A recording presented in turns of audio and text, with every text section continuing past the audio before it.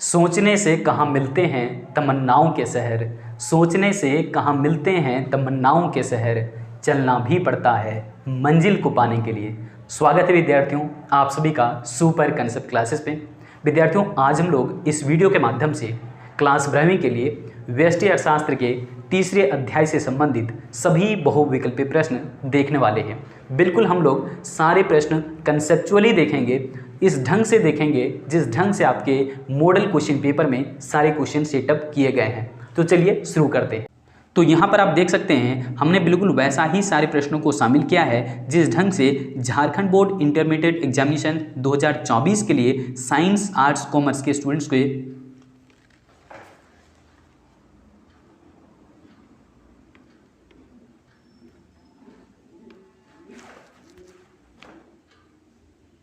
तो यहाँ पर आप ध्यान दीजिएगा, हमने बिल्कुल वैसा ही सारे प्रश्न को शामिल किया है इस वीडियो के अंदर में जैसा कि झारखंड बोर्ड इंटरमीडिएट एग्जामिनेशन 2024 में आर्ट्स साइंस कॉमर्स सभी स्टूडेंट से पूछे जा रहे हैं। हमने लिया है अध्याय 3। इससे पहले हमने आपको 2 अध्याय का करवा दिया है, अध्याय 1 और अध्याय 2, यानी कि यूनिट 1 और यूनिट 2 के लिए हमने वीडियो अपडेट आपको दे दिया है। उसको जो है जाकर के जरूर कंप्लीट देख लेना, और उसके बाद अगर आप इस कंटेंट को देखते हैं बहुत मजा लगेगा।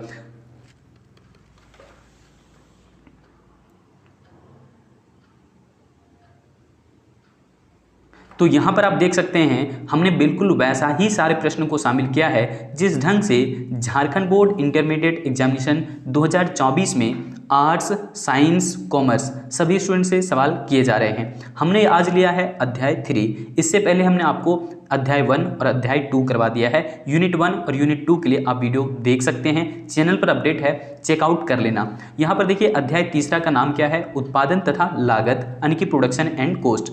इसी से संबंधित सभी प्रश्न अभी हम देखने वाले हैं। देखिए पहला क्वेश्चन क्या कह रहा है कि उत्पादन का अर्थ है, यानी कि प्रोडक्शन का मीनिंग क्या होता है। तो उत्पादन का अर्थ होता है उपयोगिता का सृजन करना। ध्यान रखिएगा, क्रिएशन ऑफ यूटिलिटी कहलाता है प्रोडक्शन। ठीक है, उत्पादन का अर्थ होता है उपयोगिता का सृजन करना। दूसरा क्वेश्चन देखिए, दूसरा क्वेश्चन क्या कह रहा है कि निम्नलिखित में से उत्पत्ति का साधन है। तो उत्पादन का साधन कौन कौन सा होता है। हम लोग जानते हैं भूमि उत्पादन का साधन है, श्रम ये भी उत्पादन का साधन है, साहसी भी उत्पादन का साधन होता है। तो इनमें से सभी हमारा जवाब बिल्कुल सही हो जाएगा। कच्चे माल भी उत्पादन के साधन ही होते हैं। ठीक है, बिजली ये भी हमारा उत्पादन का साधन होता है, ईंधन ये भी उत्पादन का साधन होता है। तो इस तरीके से ध्यान रखिएगा। क्वेश्चन संख्या तीसरा क्या कह रहा है कि निम्नलिखित में से कौन उत्पादन का साधन नहीं है। देखिए उत्पादन का साधन एक ही नहीं होता है, वो है मुद्रा, सिर्फ मुद्रा। ठीक है, ये उत्पादन का साधन नहीं है। बाकी इसके जगह अगर पूंजी की बात करता तो ये उत्पादन का साधन होता है, लेकिन मुद्रा उत्पादन का साधन नहीं होता है। ध्यान रखिएगा, ऑप्शन के अकॉर्डिंग हम आपको बता रहे हैं। यहाँ पर देखो क्वेश्चन संख्या चौथा क्या कह रहा है। चौथे क्वेश्चन में कह रहा है कि निम्नलिखित में से उत्पादन का सक्रिय साधन कौन है। सक्रिय साधन मतलब एक्टिव रिसोर्स, एक्टिव फैक्टर। तो हम लोग कहते हैं श्रम को एक्टिव रिसोर्स या फिर एक्टिव फैक्टर। ध्यान रखिएगा। यहाँ पर चलते हैं अगले क्वेश्चन के ऊपर। क्वेश्चन संख्या देखिए पांचवा क्या कह रहा है। पांचवें क्वेश्चन में कह रहा है कि भूमि, भवन, मशीन, उपकरणों आदि पर जो खर्चा किया जाता है उस खर्चे को हम क्या कहते हैं, उस मुद्रा को नाम क्या दिया जाता है। तो निवेश कहा जाता है, यानी कि इन्वेस्टमेंट कहा जाता है। क्योंकि भूमि, भवन, मशीन और अन्य जितने भी उपकरण हैं इन सभी पर खरीदने पर जो खर्चा किया जाता है पैसा, वो खर्चा कहलाता है निवेश। क्योंकि इन चीज़ों का प्रयोग लंबे समय तक उत्पादन के क्षेत्र में किया जाता है। चलिए अगले क्वेश्चन पर जाते हैं। यहाँ पर देखिएगा क्वेश्चन संख्या छठा क्या कह रहा है कि उत्पादन के साधनों की मांग क्या कहलाती है। तो उत्पादन के साधनों की मांग व्युत्पन्न मांग कहलाती है, डिराइव्ड डिमांड कहलाती है। और वस्तुओं की मांग सीधे तौर पर मांग कहलाती है। लेकिन वस्तुओं के बदले में यहाँ पर वस्तु का जब हम मांग करते हैं ना, तो उसके परिणाम स्वरूप जो प्रोड्यूसर होते हैं वो मोटिवेट हो जाते हैं, और मोटिवेट होकर के वो साधनों की मांग बढ़ाते हैं। तो इस तरीके से ये जुड़ा हुआ है एक दूसरे से, यानी कि हम जब वस्तु की मांग बढ़ाते हैं तो निश्चित तौर पर उत्पादक भी मोटिवेट होता है और वो फिर साधनों की मांग बढ़ाता है। इसीलिए इसको व्युत्पन्न मांग कहते हैं, डिराइव्ड डिमांड कहते हैं। यानी कि सीधे सीधे डिमांड नहीं बढ़ा है, बल्कि पहले वस्तुओं का डिमांड बढ़ा है, फिर से साधनों का डिमांड बढ़ा है, इसीलिए डिराइव्ड डिमांड इसका नाम पड़ा है। सातवां क्वेश्चन ध्यान दीजिएगा, श्रम से क्या तात्पर्य है। ये क्वेश्चन कई बार पूछ चुका है। श्रम का मतलब होता है एक व्यक्ति द्वारा किया गया कार्य का घंटा। एक व्यक्ति कितने घंटे काम कर रहा है, इसी को बोला गया है श्रम। ठीक है, वैसे हर एक देश में काम करने के लिए जो घंटे तय किए जाते हैं वो अलग अलग होता है। जैसे भारत के अंदर में फुल टाइम वर्क अगर पूछा जाए तो 8 घंटे का होता है, यानी कि 8 घंटा अगर कोई जो है दिन में काम पा लेता है तो इसका मतलब वो फुल टाइम जॉब में लगा हुआ है, लेकिन 4 घंटे काम पाता है तो इसका मतलब पार्ट टाइम जॉब में लगा हुआ है। तो कार्य के घंटे से ही गिना जाता है श्रम को, ध्यान रखना। अगला क्वेश्चन क्या पूछा है कि अल्पकाल में स्थिर रहता है। देखिए स्थिर रहने की जहां तक बात है अल्पकाल में, तो हम उसे स्थिर साधन समझते हैं। मतलब उत्पादन के कुछ ऐसे साधन हैं जिसे हम अल्पकाल में परिवर्तन नहीं कर सकते, तो ऐसे ही साधनों को स्थिर साधन कहा जाता है। अगला क्वेश्चन ध्यान दीजिए, क्वेश्चन संख्या 9 में क्या कह रहा है कि वह समय अवधि, ये भी क्वेश्चन बहुत बार पूछा हुआ है, कह रहा है कि वह समय अवधि जिसमें उत्पादन के सभी साधनों को परिवर्तित किए जा सकते हैं। सभी साधनों को हम तभी परिवर्तित कर सकते हैं जब हमारे पास समय बहुत लंबा होगा, बहुत पर्याप्त होगा, मतलब कि हमें दीर्घ काल में ऐसे साधन जो है परिवर्तित करने के मौके मिलते हैं। चलिए अगले क्वेश्चन पर जाते हैं। अगला क्वेश्चन क्या कह रहा है, ध्यान दीजिए, यहाँ पर क्वेश्चन संख्या 10वें क्वेश्चन में कह रहा है कि उत्पादन में साधन की एक अतिरिक्त इकाई लगाने से जो उत्पादन प्राप्त होता है उसे खाली स्थान कहते हैं। देखिए एक अतिरिक्त इकाई का मतलब होता है सीमांत, और उत्पादन के बारे में पूछ रहा है तो सीधा पकड़ लेना है सीमांत उत्पादन, ठीक है। मतलब यहाँ पर ऑप्शन बी आपका सही जवाब हो जाएगा। चलिए अगले क्वेश्चन पर जाते हैं। अगला क्वेश्चन क्या कह रहा है, यहाँ पर ध्यान दीजिएगा, क्वेश्चन संख्या 11। क्वेश्चन संख्या 11 में कह रहा है कि श्रम की 2 इकाई लगाने पर, श्रम की कितनी इकाई, 2 इकाई लगाने पर कुल उत्पादन 22 है। यानी कि जब हम लेबर की इकाई 2 लगा रहे थे तो टोटल प्रोडक्शन हमारा कितना था, 22, टीपी हमारा 22 था। और 1 इकाई लगाने पर, यानी कि लेबर का केवल अगर हम 1 लगाते हैं तो यह यानी कि कुल उत्पादन कितना हो जाता है, 10 हो जाता है। तो सीमांत उत्पादन क्या होगा ये बताइए। तो देखो जैसे ही 1 लेबर हमने कम किया तो कुल उत्पादन में कितने का कमी आया, 12 का। तो जितना कमी हुआ है अभी वही हमारा हो जाता है सीमांत उत्पादन, सीधी सी बात है। मतलब हम लोग मार्जिनल प्रोडक्ट कैसे कैलकुलेट करते हैं, मार्जिनल प्रोडक्ट कैलकुलेट करते हैं डेल्टा टीपी। यहाँ पर क्या लिखेंगे, डेल्टा टीपी बाय क्या लिखेंगे, डेल्टा एल। तो देखो श्रम की इकाई में कितने का परिवर्तन हुआ है, 1 का। पहले 1 था, पहले 2 था, अब 1 हो जा रहा है। मतलब परिवर्तन कितने का आया, 1 का। तो दोनों का डिफरेंस, दोनों का अंतर निकल रहा है 1। यहाँ पर 1 लिख दीजिए। टीपी में कितने का अंतर है, देखो यहाँ पर टीपी में अंतर है 12 का, तो यहाँ पर आप 12 कर दीजिए। तो 12 को भागा देंगे 1 से तो 12 ही रहेगा, तो इसलिए सीमांत उत्पादन आपका 12 होगा यहाँ पे। चलिए अगले क्वेश्चन पर जाते हैं। क्वेश्चन संख्या 12 देखिए क्या कह रहा है। क्वेश्चन संख्या इस बार 12 है और वो कह रहा है कि श्रम की 6 इकाइयों के प्रयोग से कुल उत्पादन जो है 30 इकाइयाँ हो चुकी हैं। मतलब कि लेबर हमारे पास कितना है, 6, और 6 लेबर लगा करके हम टोटल प्रोडक्ट कितना कर रहे हैं, 30 कर रहे हैं। तो औसत उत्पाद का मान क्या होगा। तो एपी निकालने का फॉर्मूला क्या होता है, एपी निकालने का फॉर्मूला होता है टोटल प्रोडक्ट बाय होता है लेबर। मैंने कई बार आपको सब्जेक्टिव क्वेश्चन में बताया है, इकोनॉमिक्स प्राइम यूट्यूब चैनल पर चले जाना, वहां पर सारा सब्जेक्टिव क्वेश्चन आपको मिल जाएगा, ठीक है। तो टीपी यहाँ पर देख लो, टीपी हमारा कितना है 30 और लेबर की मात्रा कितनी है 6, तो यहाँ पर कितना हो जाएगा, यहाँ पर हमारा हो जाएगा ये 5, ठीक है, 6 5 30, तो यहाँ पर ऑप्शन डी आपका सही जवाब है। चलिए अगले क्वेश्चन पर जाते हैं। यहाँ पर देखिए उसी क्वेश्चन से जुड़ा हुआ मामला है, उसी क्वेश्चन से जुड़ा हुआ है 13वां। कह रहा है कि कुल उत्पादन में परिवर्तनशील साधन की इकाइयों से भाग देने पर प्राप्त होता है, क्या प्राप्त होता है, औसत उत्पादन प्राप्त होता है। देखो यहाँ पर कुल उत्पादन कह रहा है मतलब टोटल प्रोडक्ट। अब टोटल प्रोडक्ट को जब हम श्रम की इकाइयों से भाग कर देंगे या फिर परिवर्तनशील साधन की इकाई से भाग कर देंगे तो हमारा निकल जाएगा एवरेज प्रोडक्ट, जो कि यहाँ पर हमने लिखा हुआ है, ठीक है। चलिए अगला क्वेश्चन संख्या 14 क्या कह रहा है कि सामान्यतः यानी कि जनरली एक औसत उत्पाद वक्र का आकार कैसा होता है। ये बहुत भी आई क्वेश्चन है, कई बार रिपीट करके पूछ रहा है। तो एक सामान्यता जो है ना, औसत उत्पाद वक्र, उत्पाद का पूछा, लागत का नहीं। औसत उत्पाद का वक्र जो होता है वो उल्टे यू आकार का होता है, उल्टा यू आकार का ऐसे होता है।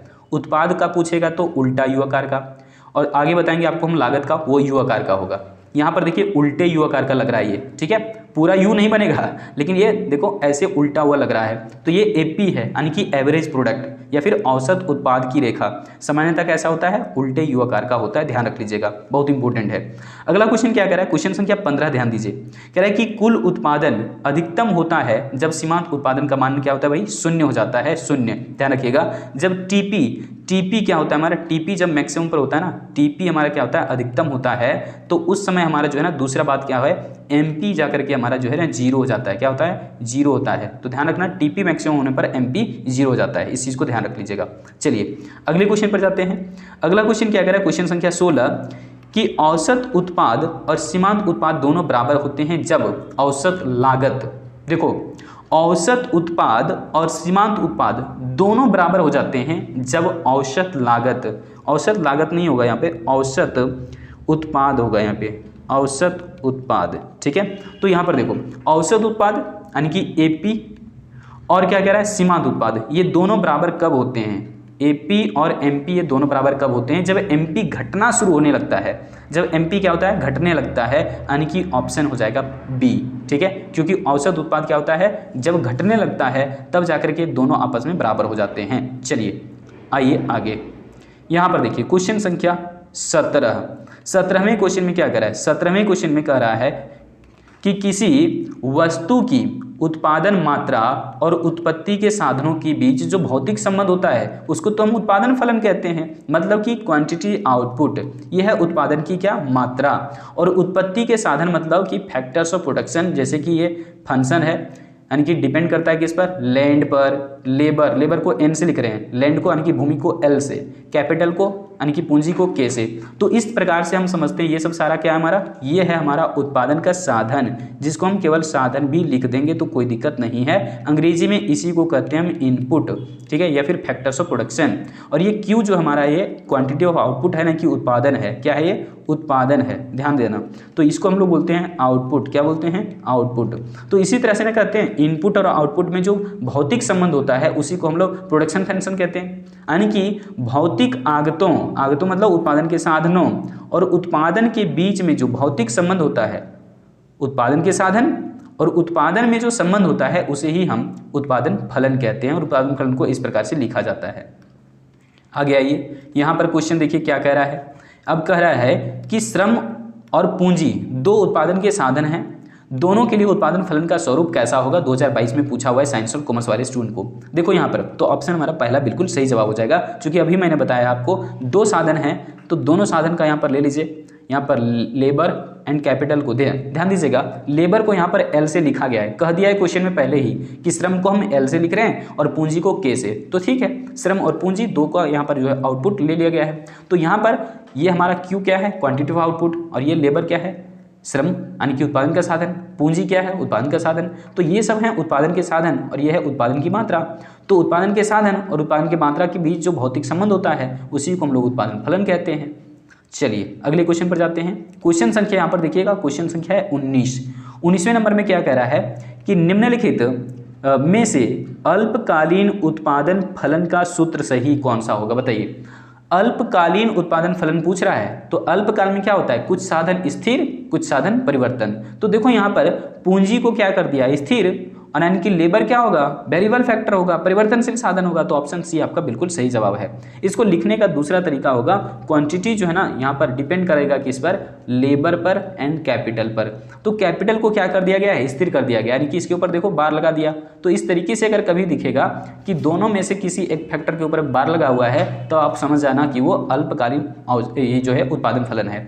कई बार इसी चीज़ को ऐसे लिखा जाएगा, एल फॉर हम यहाँ पर लेबर समझ रहे हैं, लेकिन कई बार एग्जाम में ऐसे भी लिख देता है कि यहाँ पर लिख दिया लैंड, और लैंड के ऊपर में यहाँ पर बार लगा दिया और कैपिटल को फ्री रखा हुआ ऐसे ही। तो यहाँ पर ये मत घबरा जाना कि के पर सर आपने लगाया था, अब यहाँ पर एल पर लगा हुआ है। दोनों में से किसी पर भी अगर इस प्रकार से बार लाइन खींच दिया गया, समझो वो फिक्स्ड फैक्टर हो गया, वो स्थिर साधन हो गया।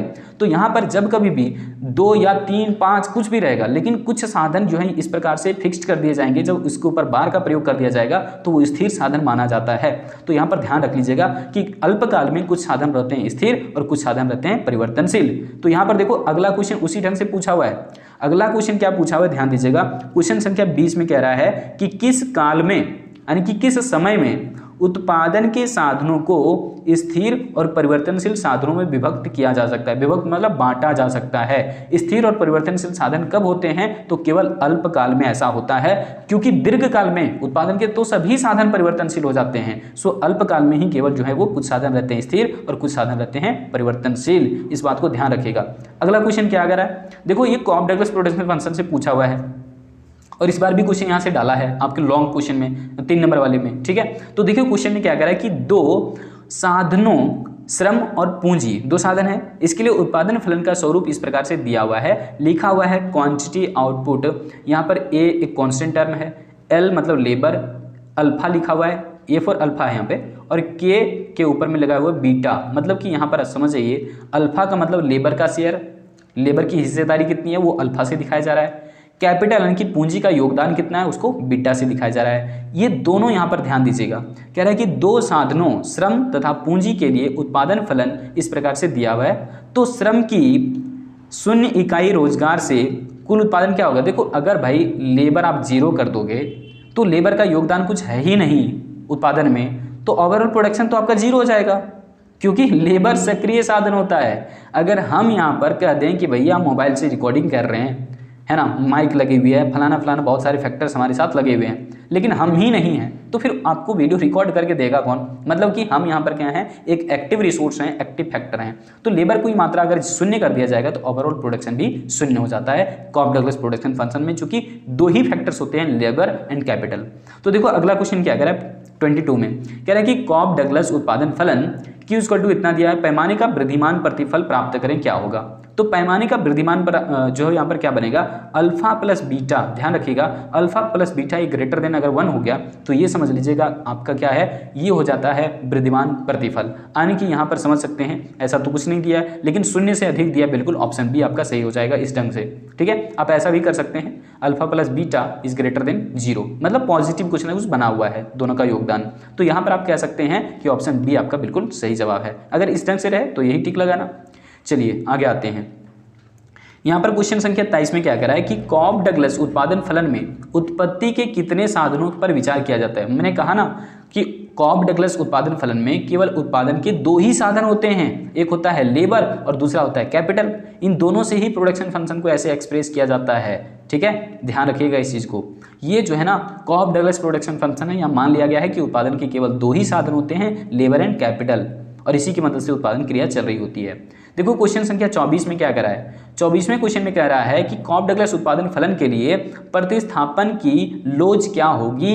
तो दोनों को जोड़ दिया जाएगा ना, अगर अल्फा प्लस बीटा ये दोनों को अगर जोड़ दिया जाए तो ये मैक्सिमम एक ही रहेगा। तो इसलिए ध्यान रखिएगा alpha plus beta equal to होता है 1, यानी कि ये हो जाएगा क्या, ऑप्शन बी बिल्कुल सही है। प्रतिस्थापन की लोज क्या होगी, 1 होगी। मतलब कि हम लेबर की जगह कैपिटल लगा सकते हैं, कैपिटल की जगह लेबर लगा सकते हैं। यही चीज़ यहाँ पर पूछ रहा है।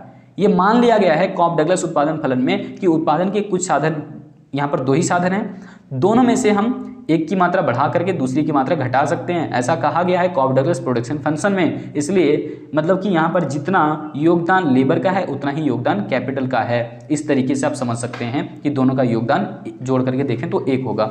यहाँ पर देखिएगा 25वें नंबर में क्या कह रहा है कि एक उत्पादन फलन इस प्रकार से दिया हुआ है। ठीक है, श्रम के सापेक्ष में उत्पादन की लोज क्या होगी। अरे श्रम का योगदान देख लो इस स्थिति में। तो लेबर के पास जो है ना, यहाँ पर देखो ब्रैकेट में क्या लिखा हुआ है, दरअसल ऐसे ये लिखा हुआ है इस ढंग से कि 1:2 कितना है 1.4, एल पर पावर कितना है, यहाँ पर है 0.3। ठीक है, सॉरी 0.43, एल के ऊपर में पावर है 0.43। ठीक है ना, और के ऊपर में कितना है, के ऊपर में है 0.57। देखो दोनों को जोड़े कर 1 आएगा, वो तो स्वाभाविक सी बात है। तो श्रम के सापेक्ष में पूछ रहा है कि लोज क्या होगी, उत्पादन लोज की क्या होगी, उत्पादन की लोज क्या होगी बताइए। तो ये उत्पादन लेबर के लिए पूछ रहा है, तो लेबर पर पावर देख लो कितना है 0.43, तो यहाँ पर हो जाएगा 0.43। ठीक है, चलिए अगला क्वेश्चन देखिए, कह रहा है कि एक उत्पादन फलन में साधनों के किस संयोग को शामिल किया जाता है। तो साधन हमारा जो है ना कैसा लेंगे हम, तकनीकी रूप से दक्ष साधन, मतलब जो तकनीकी रूप से कुशल होंगे वैसा ही हम लोग ने लेबर से काम करवाते हैं ना, ताकि हमारा कॉस्ट ऑफ प्रोडक्शन कम आए। तो तकनीकी रूप से दक्ष हम लोग साधनों को शामिल करते हैं ताकि हमारा उत्पादन लागत कम हो और ज़्यादा से ज़्यादा उत्पादन बढ़े। ठीक है, 27वें नंबर में देखिए क्वेश्चन क्या कह रहा है कि साधनों के वैसे संयोग को तकनीकी रूप से दक्ष कहा जाता है जिसमें कि कम से कम एक साधन की मात्रा क्या होगी, स्थिर होगी। तभी तो पता चलेगा कि दूसरा अकेले कितना काम कर रहा है एक को हमने स्थिर रख दिया, उसकी मात्रा नहीं बढ़ाए, तो अकेले पता चल जाएगा कि एक अकेला जो है ना कितना काम कर रहा है। देखो अब यहाँ पर क्वेश्चन संख्या 28 में क्या है कि उत्पत्ति वृद्धि नियम मुख्यतः लागू होता है। देखिए उत्पत्ति वृद्धि नियम जहाँ बोला यानी कि उत्पादन का जो है वो वृद्धि प्रतिफल हो रहा है यहाँ पर, तो इसका मतलब है ये होगा सिर्फ और सिर्फ उद्योग वाले क्षेत्र में, क्योंकि वहाँ पर मशीनों का ज़्यादा प्रयोग किया जाता है। कृषि क्षेत्र में आज तक इतनी मशीनीकरण नहीं हुई है जितनी कि औद्योगिक क्षेत्र में हुआ है। तो ध्यान रखना उत्पत्ति का वृद्धि नियम केवल जो है औद्योगिक क्षेत्र में पॉसिबल है, ऐसा कृषि क्षेत्र में बिल्कुल भी पॉसिबल नहीं होता। कृषि क्षेत्र में ह्रासमान लागू होता है। ठीक है, आगे जिक्र कर देंगे हम। यहाँ पर देखो क्वेश्चन संख्या 29 क्या कह रहा है कि उत्पत्ति वृद्धि नियम को कहा जाता है। देखो जब भी उत्पत्ति बढ़ती है बढ़ती है बढ़ती है तो उस समय लागत क्या होती है, घटती है घटती घटती है। तो यहाँ पर हमने क्या कहना है कि उत्पत्ति के वृद्धि नियम को लागत का ह्रास नियम कहते हैं। क्या कहते हैं? उत्पत्ति के वृद्धि नियम को लागत का ह्रास नियम कहते हैं। देखो कैसे सो, यहाँ पर हमने अभी कुछ देर पहले कहा था उत्पादन वाली जो बात है एवरेज प्रोडक्शन वाला, वो ऐसे जाता है उल्टा यू आकार का। मैंने कहा था ना एपी है ये एवरेज प्रोडक्ट का, तो प्रोडक्ट वाला ऊपर से गया। अगर एवरेज कॉस्ट कहता तो देखो नीचे से जा रहा है यू आकार का, यानी कि तो ये हमारा है एवरेज कॉस्ट। यहाँ पर लिख देते हैं एवरेज कॉस्ट। तो देखो उत्पादन क्या हो रहा था, बढ़ रहा था बढ़ रहा था बढ़ रहा था, तो उस समय लागत क्या होता है, घट रहा है घट रहा है घट रहा है। देखो ठीक है, तो जब हमारा उत्पत्ति का वृद्धि नियम तो लागत का इधर ह्रास नियम, जब उत्पत्ति का समता नियम तो लागत का भी समता नियम। समता मतलब समान, ठीक है। लेकिन उत्पत्ति का जब ह्रास नियम पकड़ लेता है यानी कि उत्पादन घटने लगता है, सीमांत उत्पादन क्या होता है, घटने लगता है एक्स्ट्रा लेबर के साथ, तो यहाँ पर हम क्या कह सकते हैं कि लागत हमारा बढ़ने लगता है। तो इस ढंग से हम कहते हैं उत्पत्ति का वृद्धि नियम तो लागत का ह्रास नियम, उत्पत्ति का समता नियम तो लागत का भी समता नियम, और उत्पत्ति का ह्रास नियम तो लागत का वृद्धि नियम। तो इस चीज़ को ध्यान रख लीजिएगा यहाँ पे, ठीक है। चलिए आगे बढ़ते हैं। यहाँ पर पूछ लिया है कि उत्पत्ति के समता नियम के अंतर्गत उत्पादन बढ़ता है परंतु किस दर से, तो समान दर से। समता मतलब होता है समान दर, ठीक है। जिस दर से यानी कि लेबर या फिर फैक्टर सारे जो है बढ़ाए जाते हैं उसी दर से हमारा जो है आउटपुट बढ़ता है, तो समान दर से कहते हैं इसको उत्पत्ति समता नियम। यहाँ पर देखो उत्पत्ति समता नियम को कहा जाता है लागत का भी समता नियम होगा। उत्पत्ति समता नियम किस नाम से जाना जाता है, लागत का भी समता नियम से जाना जाता है। 32वें नंबर में क्या पूछ रहा है कि कृषि में मुख्यतः लागू होता है। तो कृषि क्षेत्र में होता क्या है ना, कुछ हद तक ही प्रोडक्शन बढ़ाए जा सकते हैं और उसके बाद अगर आपने वेरिएबल फैक्टर्स को बढ़ाया तो जो सहनशीलता होती है एक स्थिर साधन की वो झेल नहीं पाएगा और उसके बाद उत्पादन आपका घटने लगेगा। मतलब कि यहाँ पर उत्पत्ति ह्रास नियम लागू होता है। सो ऑप्शन सी आपका सही जवाब हो जाएगा। इसीलिए तो कहते हैं कि कृषि क्षेत्र में छिपी हुई बेरोजगारी का स्वरूप पाया जाता है, ठीक है। चलिए अगला क्वेश्चन ध्यान दीजिएगा। क्वेश्चन संख्या 33 क्या कह रहा है कि यदि उत्पत्ति ह्रास नियम लागू हो रहा है तो औसत लागत क्या होगा। तो औसत लागत उस समय घटती हुई होती है। क्या होती है, घटती हुई होती है औसत लागत। चलिए अगले क्वेश्चन पर जाते हैं। क्वेश्चन संख्या यहाँ पर देखिएगा 34 क्या कह रहा है, कह रहा है कि यदि उत्पत्ति के सभी साधनों को 2 गुना, कितना 2 गुना जो है बढ़ा दिया जाए तो उत्पादन में 3 गुना, उत्पादन कितना बढ़ गया 3 गुना, तो उत्पादन ज़्यादा तेजी से बढ़ रहा है। मतलब कि सभी साधन जब बढ़ाए जा रहे हैं, सभी साधन का जहां जिक्र किया दीर्घकाल होता है और दीर्घकाल में हम लोग एक ही चीज़ पढ़े हुए हैं वो है पैमाने की बात, ठीक है। मतलब कि पैमाना क्या हो रहा है यहाँ पर बहुत तेजी के साथ बढ़ रहा है। उत्पादन में क्या हुआ है, बहुत तेजी से बढ़ा है, क्योंकि हम साधन को मात्र 2 गुना लगा रहे हैं लेकिन उत्पादन में 3 गुना वृद्धि हो गया है। और सभी साधन की जब बात करेगा तो पैमाने पर चले आना है ना, उत्पत्ति मत जाना, पैमाने पर चले जाना, तो पैमाने का वृद्धिमान नियम हो जाएगा, पैमाने का वृद्धिमान नियम हो जाएगा, ठीक है। तो यहाँ पर चूंकि साधन 2 गुना लगाया जा रहा है और उत्पादन 3 गुना बढ़ रहा है, ठीक है। और सभी साधन, जहाँ सभी साधन कह दिया पैमाने की बात होगी। चलिए आगे बढ़ते हैं। अगला क्वेश्चन क्या है, क्वेश्चन संख्या 35 में क्या कह रहा है। 35 में कह रहा है कि आधुनिक अर्थशास्त्रियों ने उत्पादन फलन की व्याख्या के लिए प्रतिपादित किया है, तो उत्पत्ति यहाँ पर कौन सी होगी, बताइए कौन सा ऐसा नियम है जो कि आधुनिक अर्थशास्त्रियों ने उत्पादन फलन के लिए जिक्र किया है। तो ये है यहाँ पर परिवर्तनशील अनुपातों का नियम, यानी कि ऑप्शन डी सही जवाब हो जाएगा। ऑप्शन डी यही जो है वो आधुनिक अर्थशास्त्रियों ने दिया है, जैसे कि रॉबिन्स ने या फिर रिकार्डो ने, जो कि नए अर्थशास्त्री हुए आधुनिक जमाने के, उन लोगों ने दिया है यहाँ पर परिवर्तनशील अनुपातों का नियम, यानी कि लॉ ऑफ वेरिएबल प्रोपोर्शन, जिसमें हम 3 स्थितियों पर बात करते हैं। आगे आ जाएगा क्वेश्चन, देखना। यहाँ पर अगला क्वेश्चन क्या पूछ रहा है कि पैमाने का प्रतिफल का संबंध किस काल से। अभी हम कुछ देर पहले ही जिक्र कर रहे थे कि पैमाने का प्रतिफल कैसा होता है, दीर्घकाल का होता है, क्योंकि यहाँ पर ऑल फैक्टर्स आर वेरिएबल, सभी साधन क्या हो जाते हैं, वेरिएबल हो जाते हैं। ऑल फैक्टर्स आर वेरिएबल, जहाँ सभी साधन परिवर्तनशील हो जाते हैं वही होता है पैमाने का प्रतिफल। तो ध्यान रखिएगा, इसके ऊपर जो है आपको क्वेश्चन पूछा भी गया है। अगर आपको जो है डिटेल इसका लेक्चर चाहिए ना, 5 नंबर में पूछा भी है मॉडल पेपर में, डिटेल लेक्चर चाहिए ना, तो जाकर के इकोनॉमिक्स प्राइम यूट्यूब चैनल को सर्च कर लेना, वहाँ पर आपको क्वेश्चन मिल जाएगा।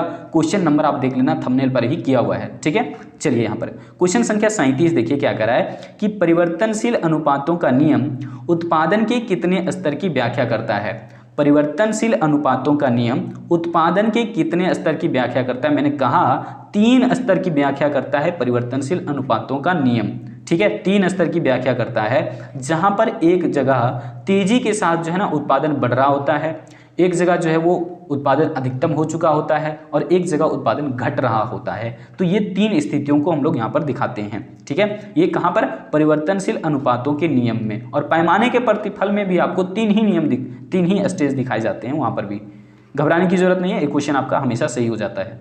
चलिए यहाँ पर देखते हैं, क्वेश्चन संख्या जो है वो 38 में क्या कह रहा है कि परिवर्तनशील अनुपातों का नियम खाली स्थान से संबंधित है, तो अल्पकाल से संबंधित है।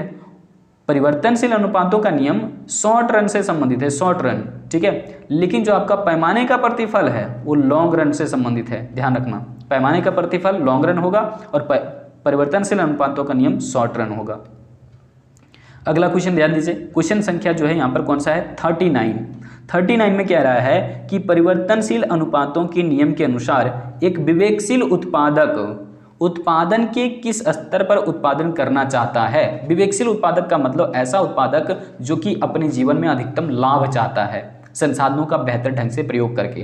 तो ऐसा होता है केवल दूसरे स्तर पर, जहां पर उसका टीपी मैक्सिमम हो जाता है। ध्यान रखिएगा, इसका डायग्रामेटिक अगर हम थोड़ा सा दिखा भी देते हैं यहाँ पर तो ज़्यादा अच्छा रहेगा लगता है आप लोगों के लिए।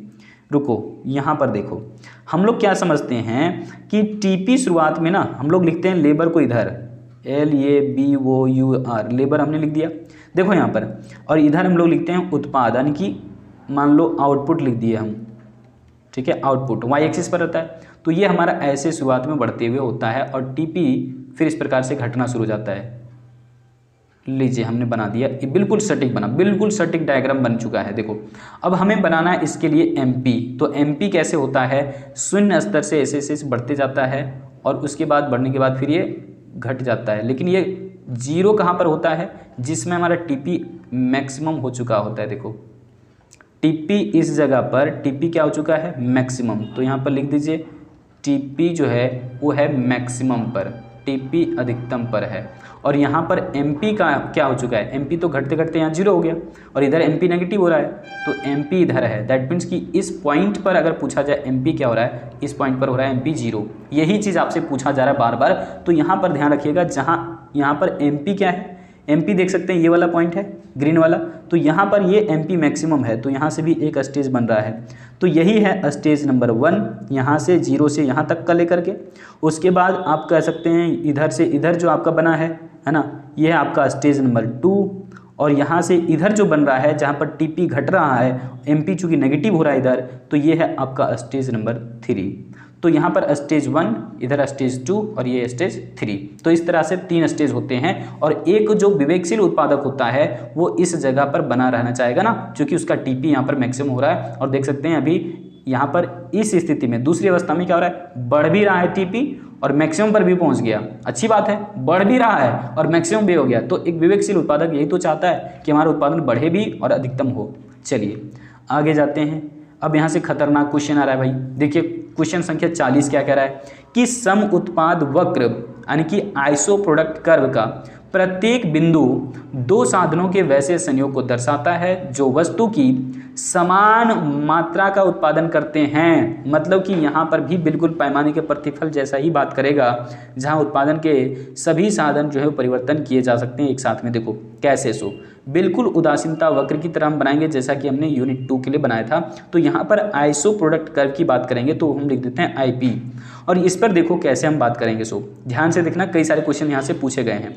अब यहाँ पर हमने लिखना है, यहाँ पर क्या, लेबर को लिखना है। एक्स एक्सिस पर क्या लिख दिया, लेबर, और वाई एक्सिस पर हम क्या लिख देते हैं, कैपिटल मान लो। तो उत्पादन के केवल यहाँ पर 2 साधन हैं और दोनों में हम साथ साथ में परिवर्तन करेंगे। ध्यान दीजिएगा कैसे, मान करके चलते हैं कि शुरुआत में हमने क्या किया, हमने लेबर जो है ना कम लगाया और कैपिटल ज़्यादा लगा दिया। मान लो कि कैपिटल हमने यहाँ तक लगाया K1 और उस समय हम लेबर को यहाँ पर लगा रहे हैं L1, ठीक है।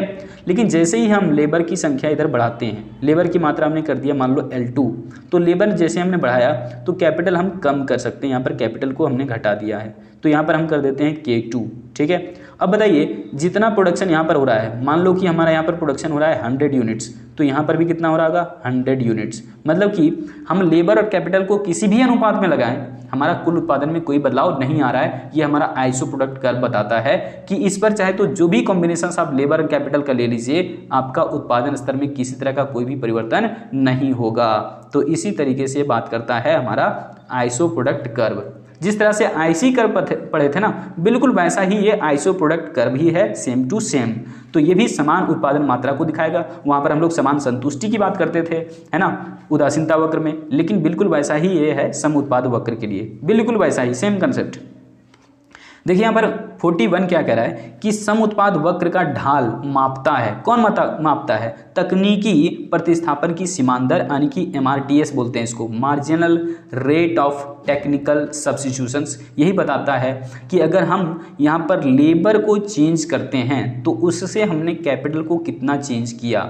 इन दोनों का जो कैपिटल और लेबर का रेशियो बनता है, यही कहलाता है दरअसल तकनीकी प्रतिस्थापन की सीमांत दर, ठीक है। चलिए आगे बढ़ते हैं। क्वेश्चन संख्या देखिएगा 42 क्या कह रहा है कि एक समुत्पाद वक्र एक सीधी रेखा होगी यदि आगत क्या होंगे, तो स्थिर अनुपात में प्रयुक्त होंगे। बिल्कुल बात सही है। और यहाँ पर स्थिर अनुपात में प्रयुक्त होने का मतलब बिल्कुल सही है। मतलब कि यहाँ पर हम कह सकते हैं ऐसी स्थिति बनेगी। लेकिन एक और बात यहाँ पर है, पूर्ण स्थानापन्न की बात हो। हालांकि पूर्ण स्थानापन्न तो है ही, तो स्थिर अनुपात आप ले लीजिए, ऑप्शन ए आपका सही जवाब होना है, ठीक है। चलिए आगे बढ़ते हैं। यहाँ पर देखिए विक्रय लागत का विचार किसने दिया है, यानी कि सेलिंग कोस्ट जिसको हम कहते हैं। सेलिंग कोस्ट का मतलब विज्ञापन या प्रचार प्रसार पर किए गए खर्च को कहते हैं विक्रय लागत। हो सकता है पूछ दे 2 नंबर में, तो ध्यान रखना, विज्ञापन पर खर्च या प्रचार प्रसार पर किए गए खर्च को हम लोग विक्रय लागत कहते हैं, यानी कि सेलिंग कोस्ट कहते हैं। और ऐसा दिया था चिल्ला करके, कौन? चैम्बरलिन ने। चैम्बरलिन हमेशा जो है ना चिल्ला करके कह रहे थे कि सेलिंग कोस्ट मतलब सेल है। किसने कहा था? चैम्बरलिन ने कहा था सेलिंग कोस्ट, यानी कि विक्रय लागत की बात इन्होंने किया था। चलिए आगे बढ़ते हैं। यहाँ पर देखिए क्वेश्चन संख्या आ चुके हैं 44, और इस क्वेश्चन में हमें क्या कह रहा है, ध्यान से देखिएगा क्वेश्चन को। 44 में कह रहा है कि श्रम को उत्पादन क्रिया के बदले में मिलने वाला कीमत क्या कहलाता है। भैया जानते हैं मजदूर है ना, ये श्रम मतलब मजदूर, तो मजदूर को मिलने वाला कीमत कहलाता है मजदूरी, यानी कि वेजेज, ठीक है। मजदूर को मिलने वाला क्या कहलाता है? पैसा, मजदूरी कहलाता है। देखिए यहाँ पर क्वेश्चन संख्या 45 पर आ चुके हैं, है ना। और रोहित शर्मा को अगर आप पसंद करते हैं तो इस वीडियो के कमेंट सेक्शन में जो है ना 45 मेंशन जरूर कर देना ठीक है। देखिए यहाँ पर 45 जो है यहाँ पर आ चुका है। एक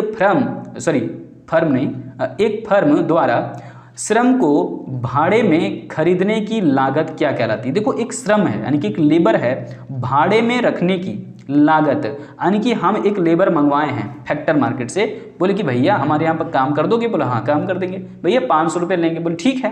तो यहाँ पर हमें स्पष्ट रूप से ये पता चल गया ना कि वो 500 रुपये लेगा, तो हमें यहाँ पर कहेंगे सुस्पष्ट लागत ठीक है। स्पष्ट तरीके से पता चल गया, क्या बोलेंगे? सुस्पष्ट लागत, यानी कि एक्सप्लिसिट कॉस्ट बोलते हैं अंग्रेजी में। लेकिन अगर घर का ही कोई लेबर मंगवाए हैं, घर का मतलब मान लो अपना घर बना रहे हैं आप, तो अपना घर बनाते समय भी होता है ना कि आप खुद ही काम में लग जाते हैं लेबर के तौर पर, ईंटा बालू वगैरह उठाने लगते हैं। तो अपना घर जब बना रहे हैं और खुद ही आप काम पर लग गए हैं, तो किसी को पेमेंट देने की बात है क्या? बिल्कुल भी नहीं। और घर बनकर भी तैयार हो जाएगा। तो हम कह सकते हैं कि अब खुद ही काम पर लगे हुए हैं, जिसको कोई पैसा देना नहीं है, चूंकि घर का आदमी है सब तो उस समय वो होगा अंतर्निहित लागत, यानी कि इम्प्लिसिट कॉस्ट। लेकिन हम भाड़े पर कुछ मंगवा रहे हैं, कुछ भी, ठीक है, डीजल पेट्रोल आदमी काम करवाने के लिए कुछ भी मंगवा रहे हैं भाड़े पर, तो सीधी बात वो सुस्पष्ट लागत होगा, यानी कि एक्सप्लिसिट कॉस्ट होगा। यानी कि वैसे लागत जो कि हम बाजार से खरीद करके लाते हैं साधन को, तो वैसे साधनों पर किया गया खर्च सुस्पष्ट लागत कहलाता है। अब ये क्वेश्चन कई बार पूछ चुका है, ये यहाँ पर हटा देना यहाँ पर होना चाहिए था इसको। चलिए अब देखो यहाँ पर क्या कह रहा है कि निम्नलिखित में से कौन सा सूत्र सही है। तो हम आपको सीधे बताते हैं, ऑप्शन छोड़ दो। यहाँ पर देखो टीसी इक्वल टू 2 तरह के कॉस्ट होते हैं। टोटल कॉस्ट 2 तरह के कॉस्ट से मिलकर बना होता है, एक होता है टोटल फिक्स्ड कॉस्ट और एक होता है टोटल वेरिएबल कॉस्ट, याद रख लेना। स्थिर लागत, परिवर्तनशील लागत, दोनों को हम लोग जोड़ देते हैं ना तो बन गया क्या, टोटल कॉस्ट। तो कुल स्थिर लागत और कुल परिवर्तनशील लागत क्या कहलाता है, कुल लागत। तो यहाँ से हम चेंज भी कर सकते हैं। अगर हम आपसे चेंज करके दे, मान लो टीएफसी बराबर हमको निकालना है तो क्या निकालेंगे, टीसी तो सबसे बड़ा है, टीसी में ही से क्या घटा देना है, टीबीसी को घटा देना है, टीएफसी निकल जाएगा। लेकिन अगर हमको मान लीजिए टीबीसी निकालना है तो हम क्या करेंगे, टीसी में से हम बाहर कर देंगे किसको, टीएफसी को बाहर कर देंगे। इनमें से मैच कर लीजिए, कौन सा मैच कर रहा है वही आपका सही जवाब हो जाएगा। पहला तो गलत है। दूसरा देखिए टीसी इक्वल टू, यहाँ तो प्लस होना चाहिए था, माइनस लगा दिया है तो ये भी गलत है। ऑप्शन सी देख लीजिए, सी में भी गलत है क्योंकि फॉर्मूला पूरा उल्टे लिख दिया है। और यहाँ पर टीएफसी बराबर टीसी माइनस टीबीसी, देखो यहाँ पर टीएफसी बराबर टीसी माइनस क्या है, टीबीसी, वही फॉर्मूला से मैच करा, यानी कि ऑप्शन डी आपका सही जवाब है। चलिए आगे जाते हैं, इस क्वेश्चन को नोट कर लेना, ये फॉर्मूला में कहीं ना कहीं कॉपी पर नोट कर लेना। देखो अगला क्वेश्चन क्या आ रहा है, इसी से जुड़ा हुआ क्वेश्चन ये भी है, क्वेश्चन संख्या 47, 1K47 1K47।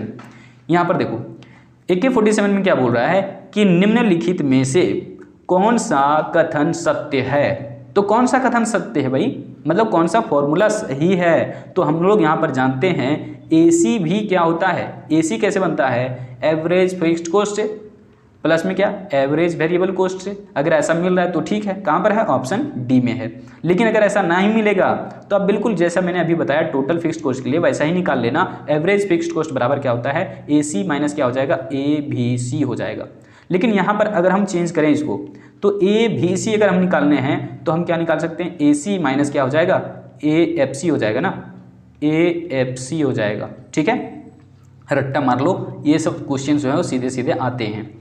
अब यहाँ पर देखो क्वेश्चन संख्या 48 में क्या कह रहा है, निम्नलिखित चित्र में आयत OABC का क्षेत्रफल क्या दर्शाता है। ये तो आपके मॉडल पेपर में भी पूछा हुआ है और ये मॉडल पेपर का ही क्वेश्चन हमने ले लिया है। यहाँ पर मॉडल क्वेश्चन पेपर में क्वेश्चन पूछा हुआ है, क्वेश्चन संख्या शायद 9 की हम बात कर रहे हैं, जहाँ तक MCQ में जाना मिल जाएगा ऐसे क्वेश्चन। और यहाँ पर हमने चित्र नहीं बनाया है, बना देते हैं। देखो यहाँ पर चित्र कैसे बनेगा, सो ध्यान दीजिएगा, चित्र कैसे बनेगा। क्वेश्चन जो है बहुत अच्छा क्वेश्चन पूछा हुआ है, बहुत अच्छा। कई लोगों ने इसको गलत जवाब बताया है अलग अलग तरीके से, और एक्सप्लेनेशन भी कई लोगों ने गलत तरीके से दिया है यूट्यूब के ऊपर में। देखो ध्यान से, यहाँ पर हम लोग का दिया हुआ है AFC, ठीक है, और इस ढंग से किया हुआ है। आप देख लेना मॉडल पेपर में क्वेश्चन संख्या 9 आपको मिल जाएगा। तो यहाँ पर है B और यहाँ पर है C। तो यहाँ पर देखो अब इसमें पूछ रहा है कि निम्नलिखित चित्र में आयत OABC, देखो OABC, तो ये जो आयत बना हुआ है आपका, आयत ही तो है जिसके अंदर लंबाई भी है चौड़ाई भी है। क्लास 10th में पढ़े होगे है ना कि क्षेत्रफल कैसे निकाला जाता है आयत का, बिल्कुल वही फॉर्मूला लगा लीजिए। तो लगाते हैं लंबाई गुने चौड़ाई, निकल जाएगा ना क्षेत्रफल। तो ये भी तरीका आप यूज कर सकते हो, मतलब कि ये लंबाई इसके बराबर होगा पक्का है और ये चौड़ाई इसके बराबर होगा पक्का है। तो पूरा ओवरऑल नहीं आ गया OABC। अगर ऐसे नहीं समझ में आ रहा है आपको L/B करने वाला फॉर्मूला, तो आप दूसरा तरीका आजमाइए जरा। हम क्या करें, ये AFC है तो यहाँ से यहाँ तक केवल अगर बात करें OA क्या है, AFC है, लेकिन इसको क्वांटिटी के साथ गुना कर लेंगे तो क्या बन जाएगा, ये बन जाएगा TFC। देखिए कैसे, हम लोग जानते हैं क्या, हम लोग जानते हैं कि AFC इक्वल टू कैसे होता है। AFC का फॉर्मूला तो आपको मालूम ही होगा, AFC बराबर होता है TFC बाई क्या हो जाता है Q, और TFC बाई Q होता है तो इसका मतलब है हम यहाँ से चेंज कर सकते हैं। अगर यहाँ पर कुछ नहीं तो 1 मान लीजिए, तो ये Q को इससे गुना कर दीजिए, यानी कि AFC को गुना कर दीजिए क्वांटिटी से, तो इसको इससे गुना कर दीजिए, यहाँ पर बन जाएगा क्या, TFC। समझ गए, मतलब कि यहाँ पर OA केवल अगर बात करेगा तो AFC है, लेकिन क्वांटिटी के साथ बात करेगा, पूरा क्षेत्रफल की बात करेगा, तो ये वाला जो पूरा एरिया निकल रहा है ना, ये पूरा एरिया है आपका TFC, यानी कि टोटल फिक्स्ड कॉस्ट। एरिया की बात कर रहा है, क्षेत्रफल की बात कर रहा है, ठीक है। तो क्षेत्रफल कैसे निकाला जाता है, लंबाई गुने चौड़ाई, या फिर क्या कर लीजिए कि यहाँ पर जो हमने कहा है AFC, तो AFC जो है वो यहाँ से यहाँ तक बताया है OA, और इसको गुना कर लीजिए OC से, क्योंकि इधर लिखा हुआ आपका क्या होगा, आउटपुट, यानी कि उत्पादन की मात्रा। तो क्वांटिटी आपकी इधर है और इधर जो है AFC है, तो क्वांटिटी और क्या AFC दोनों को गुना कर लेंगे क्या बन जाएगा, TFC, यानी कि टोटल फिक्स्ड कॉस्ट या फिर कुल स्थिर लागत। बहुत अच्छा क्वेश्चन पूछा हुआ है, दबा करके ऐसे क्वेश्चन को बनाइए। यहाँ पर आइए, क्वेश्चन संख्या आपका है 49। 49वें नंबर में क्या कह रहा है कि वह लागत जो फर्म को उस समय भी खर्च करनी पड़ती है, उस समय भी वहन करनी पड़ती है जबकि कोई उत्पादन ना हो। मतलब कि अल्पकाल में ऐसा संभव है कि हम उत्पादन नहीं कर रहे हैं फिर भी जो है ना मेरा खर्चा आ रहा है, जैसे कि अभी क्लास 12 का बैच ऑफलाइन में ऑफ हो चुका है, ठीक है, अब नया सेशन शुरू होगा। तो हम लोग यहाँ पर क्या समझ रहे हैं कि अगर अल्पकालीन काल के लिए हम क्लासरूम में नहीं भी पढ़ा रहे हैं तो उसका रेंट हमें पे करना ही होगा। मतलब कि ऐसा लागत कहलाता है स्थिर लागत। मतलब स्थिर लागत वह लागत है जो फर्म को उस समय भी खर्चा करना पड़ता है जबकि कोई उत्पादन न हो, ठीक है। तो ऐसे लागत को कहते हैं हम लोग स्थिर लागत, इसमें कोई परिवर्तन नहीं होगा, अल्पकाल में स्थिर का स्थिर ही बना रहता है। आगे क्वेश्चन ध्यान दीजिए, क्वेश्चन संख्या 50 का स्कोर हम लोग कर रहे हैं। सो आप लोग इस वीडियो के कमेंट सेक्शन में जाकर के सैल्यूट जरूर कर देना एक बार कि इसमें जो है सैल्यूट लिखना है, सैल्यूट सैल्यूट सैल्यूट, ठीक है। हैश लगा करके आपको क्या करना है, सैल्यूट लिख देना है, तो हम समझ जाएंगे कि आपने यहाँ तक वीडियो को देख लिया है। हम लोग मारते हैं ना अर्धशतक, तो यहाँ पर जो है अभी होने दीजिए, उसके बाद कमेंट करना। देखो यहाँ पर कह रहे हैं कि निम्न रेखा चित्र में ए वक्र किस प्रकार की लागत को प्रदर्शित करता है। यहाँ पर हमने चित्र नहीं बनाया है, बना देते हैं। कौन सा चित्र की हम बात कर रहे हैं, यहाँ पर हम जिस चित्र की बात कर रहे हैं वो हमारा चित्र बनेगा बिल्कुल पैरेलल टू आउटपुट एक्सिस या फिर एक्स एक्सिस के पैरेलल, यानी कि ये हमारा आउटपुट एक्सिस होता है, एक्स एक्सिस को क्या बोल रहे हैं, आउटपुट एक्सिस, और इधर हम कोस्ट की बात कर रहे हैं तो कोस्ट लिख देते हैं। और यहाँ पर देखिए हमारा जो लाइन है बिल्कुल पैरेलल टू एक्स एक्सिस गया है और कह रहा है कि ये वाला जो लाइन बना हुआ है, ये वाला लाइन, तो कह रहा है ना कि चित्र में ये जो वक्र है वो किस प्रकार की लागत को बताता है। तो ये वाला जो लाइन है ये बताता है कुल स्थिर लागत को, यानी कि ऑप्शन बी आपका सही जवाब हो जाएगा, ठीक है। चलिए, और ध्यान रखना टीएफसी वक्र जो बता रहा है ना यहाँ पर, ये टीएफसी वक्र है। टीएफसी मतलब कुल स्थिर लागत, जैसे कि मैंने कहा। तो ये बता क्या रहा है कि उत्पादन अगर आप 0 कर दोगे ना तो भी आपका लागत यहाँ पर कुछ ना कुछ आ रहा है। मान लो कोस्ट आपका जो है वो 100 रुपया है, तो आउटपुट बढ़ाओगे ना, 1 इकाई कर दोगे ना तो भी ये फिक्स्ड कॉस्ट फिक्स्ड ही रहेगा। और भी ज़्यादा आप आउटपुट लोगे ना तो भी आपका ये फिक्स्ड कॉस्ट फिक्स्ड ही रहेगा। मतलब कि हम अपना क्लासरूम में स्टूडेंट्स ना भी पढ़ाएंगे शॉर्ट रन में तो भी हमको 100 रुपये, यानी कि जो भी रेंट होगा वो देना पड़ेगा। अगर ज़्यादा स्टूडेंट पढ़ा रहे हैं तो भी हमें उतना ही क्लासरूम में पढ़ा रहे हैं ना तो भी रेंट उतना ही पे करना है। फिर से ज़्यादा स्टूडेंट पढ़ा रहे हैं तो भी उतना ही रेंट पे करना है। मतलब कि ये शॉर्ट रन में संभव है कि हम उत्पादन बढ़ाएं या घटाएं, हमारा टोटल फिक्स्ड कॉस्ट फिक्स्ड ही रहेगा। इस बात को दिमाग में बैठा लीजिए। चलिए आगे जाते हैं हम लोग। यहाँ पर आ जाते हैं क्वेश्चन संख्या कौन सा है, क्वेश्चन संख्या 51 में देखिए 51 में क्या करा है कि फर्म के कुल स्थिर लागत वक्र को, फर्म के कुल स्थिर लागत वक्र का ढाल क्या होता है। इसका ढाल जो है ना इनफाइनाइट होगा, अनंत होगा। देखो ऐसे हम लोग मांग वक्र भी खींचते हैं, उसकी इलास्टिसिटी क्या कहते हैं, इनफाइनाइट, है ना। लेकिन यहाँ लागत की पूछ रहा है ना, अच्छा सॉरी यहाँ पर लागत का पूछ रहा है तो इसलिए लागत का ढाल पूछ रहा है, तो ढाल 0 हो जाएगा भाई, ढाल 0 हो जाएगा, 0, ऑप्शन ए हो जाएगा बिल्कुल सही। क्योंकि यहाँ पर लागत में कोई परिवर्तन हो ही नहीं रहा, ना लागत इधर बढ़ रहा है ना घट रहा है, तो लागत यहाँ पर पूछ रहा है इसलिए 0 होगा। अगर मांग वक्र का पूछता तो इनफाइनाइट होता ना। चलिए यहाँ पर आ जाते हैं क्वेश्चन संख्या 52 में क्या करा है कि अल्पकाल में स्थिर रहती है तो स्थिर लागत रहती है। भाई मैंने बार बार आपको समझाया है कि अल्पकाल में स्थिर लागत स्थिर ही रहेगा, ठीक है। अल्पकाल में सिर्फ परिवर्तनशील लागत ही परिवर्तन होता है, स्थिर लागत स्थिर ही रहेगा अल्पकाल में। यहाँ पर देखिए 53 में क्या कह रहा है कि निम्नलिखित में से स्थिर लागत का एक उदाहरण कौन सा है। स्थिर लागत का मतलब क्या होता है, भूमि पर खर्चा, मतलब मासिक लगान, यानी कि मंथली रेंट जो आप देते हैं वो क्या होता है, आपका स्थिर लागत होता है। मैंने बार बार आपको समझाया है। इसी प्रकार से कच्चे माल जो होते हैं वो होता है वेरिएबल कोस्ट। यहाँ पर जो मजदूर को मजदूरी जो दिया जाता है वो भी वेरिएबल कोस्ट होता है। प्रति इकाई के हिसाब से बिजली खर्चा जो आ रहा है वो भी आपका वेरिएबल कोस्ट होता है। तो यहाँ से ध्यान रखना ये सब वेरिएबल कोस्ट हैं, वेरिएबल कोस्ट होता है। कौन सा, बिजली पर खर्च, विज्ञापन पर खर्च, मासिक किराया, लेकिन क्या है आपका स्थिर लागत, यानी कि ये आपका है फिक्स्ड कोस्ट। अंतर यहीं से कर लीजिए भाई साहब, अंतर यहीं से कर लीजिए, VBI कर लेना इसको। चलिए आगे जाते हैं। क्वेश्चन संख्या देख लीजिए 54 पर आ चुके हैं। 54 में क्या रहा है कि निम्नलिखित में से कौन स्थिर लागत नहीं है। कौन सा स्थिर लागत नहीं होता है, स्थिर लागत नहीं है इसका मतलब परिवर्तनशील लागत होगा। तो कच्चे माल पर किया गया खर्च हमारा स्थिर लागत बिल्कुल भी नहीं है। तो ये आप समझ गए होंगे, क्योंकि बीमा का प्रीमियम फिक्स्ड आपको भरना ही पड़ता है, ब्याज हमेशा के लिए तय होते हैं। तो ये जो है वो ध्यान रखना, कच्चे माल पर किया गया खर्च स्थिर लागत नहीं होता, ये हमारा जो है वो वेरिएबल कॉस्ट होता है। मैंने इससे पहले भी समझा दिया है। चलिए आगे बढ़ते हैं। यहाँ पर ध्यान दीजिए, क्वेश्चन संख्या 55 में क्या करा है कि उत्पादन में परिवर्तन के साथ घटती या बढ़ती है। देखो घटती बढ़ती जो है ना वो होता है परिवर्तन वाली बात हमेशा रखना। ये घटती बढ़ती की जब भी बात करेगा अल्पकाल में जो है ना ये परिवर्तन होते रहता है। उत्पादन ज़्यादा करेंगे तो हमारा कॉस्ट बढ़ेगा ये वाला, उत्पादन कम करेंगे तो ये कॉस्ट घटेगा, उत्पादन शून्य कर देंगे तो भी ये कॉस्ट शून्य हो जाएगा। मतलब कि उत्पादन में परिवर्तन के साथ साथ में घटती बढ़ती जो है उसको कहते हैं परिवर्तनशील लागत। लेकिन उत्पादन में घटने बढ़ने के साथ परिवर्तन नहीं होता तो वो होता है स्थिर लागत। चलिए आगे बढ़ते हैं। क्वेश्चन संख्या 56 में क्या कह रहा है कि निम्नलिखित में से परिवर्तनशील लागत का एक उदाहरण है। तो परिवर्तनशील लागत का उदाहरण कौन सा हो जाएगा बताइए। यहाँ पर हो जाएगा कच्चे माल पर किया गया खर्च, बाकी रेंट या फिर टॉप मैनेजमेंट के लोगों को वेतन या लेबर को यहाँ पर मजदूरी भी तो हमारा जो परिवर्तनशील होता है। ऑप्शन दोनों सही भाई। यहाँ पर क्वेश्चन जो है थोड़ा सा गलत टाइप हो चुका है ये ऑप्शन, तो ऑप्शन दोनों आपके सही हो जाएंगे। ठीक है, ऑप्शन दोनों सही है, टाइपिंग में मिस्टेक है। दोनों यहाँ पर क्या हो जाएंगे, वेरिएबल फैक्टर हो जाएंगे, सॉरी वेरिएबल कॉस्ट हो जाएगा। दोनों के दोनों, मजदूरी भी और यहाँ पर कच्चे माल पर किया गया खर्च भी। आगे बढ़ते हैं। क्वेश्चन संख्या देख लीजिए 57 में क्या कह रहा है कि उत्पादन की मात्रा में परिवर्तन के साथ किस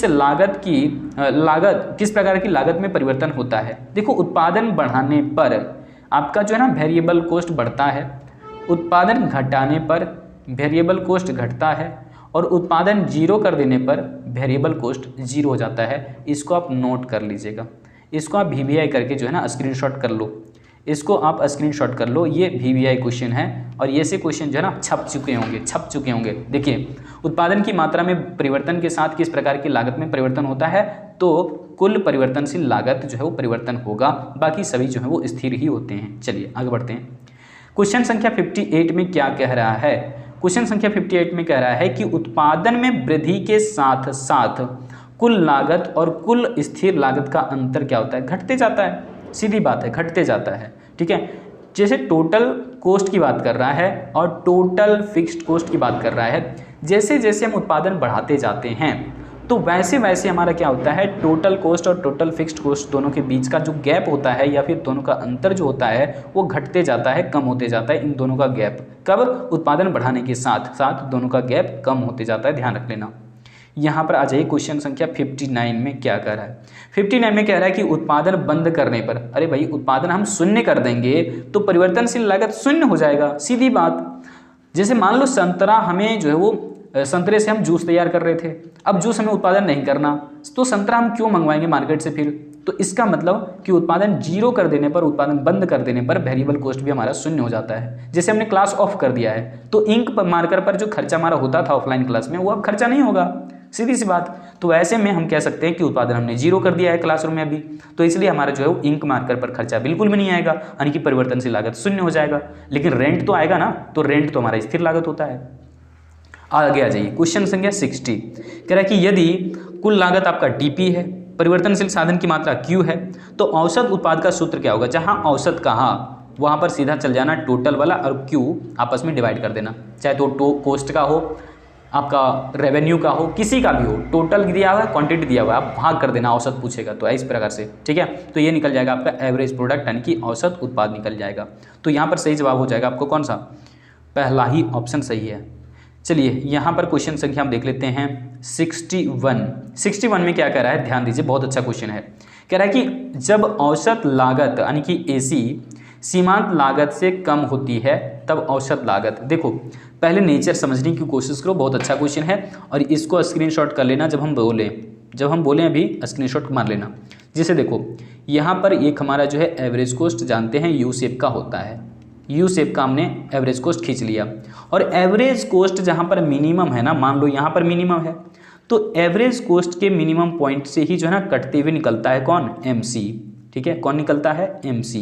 देखो यहाँ पर MC जो है ना इधर है, ये वाला रेड वाला क्या है, MC। MC यानी कि कम है, और AC क्या है यहाँ पर ज़्यादा है, ठीक है। तो यहाँ पर कह सकते हैं, इधर भी लिख दो, नहीं तो यहाँ पर ऐसे कह दो कि आपका जो, ध्यान दीजिएगा, यहाँ पर एवरेज कोस्ट ज़्यादा है और मार्जिनल कोस्ट जो है ना कम है, मार्जिनल कोस्ट कम है, मतलब AC बड़ा है, ये वाला ग्रीन वाला ज़्यादा है भी, और MC कम है। MC नीचे मतलब कम है, लेकिन यहाँ पर देखिए MC जो है ना ऊपर है, इसका मतलब MC यहाँ पर ज़्यादा है और AC कम है।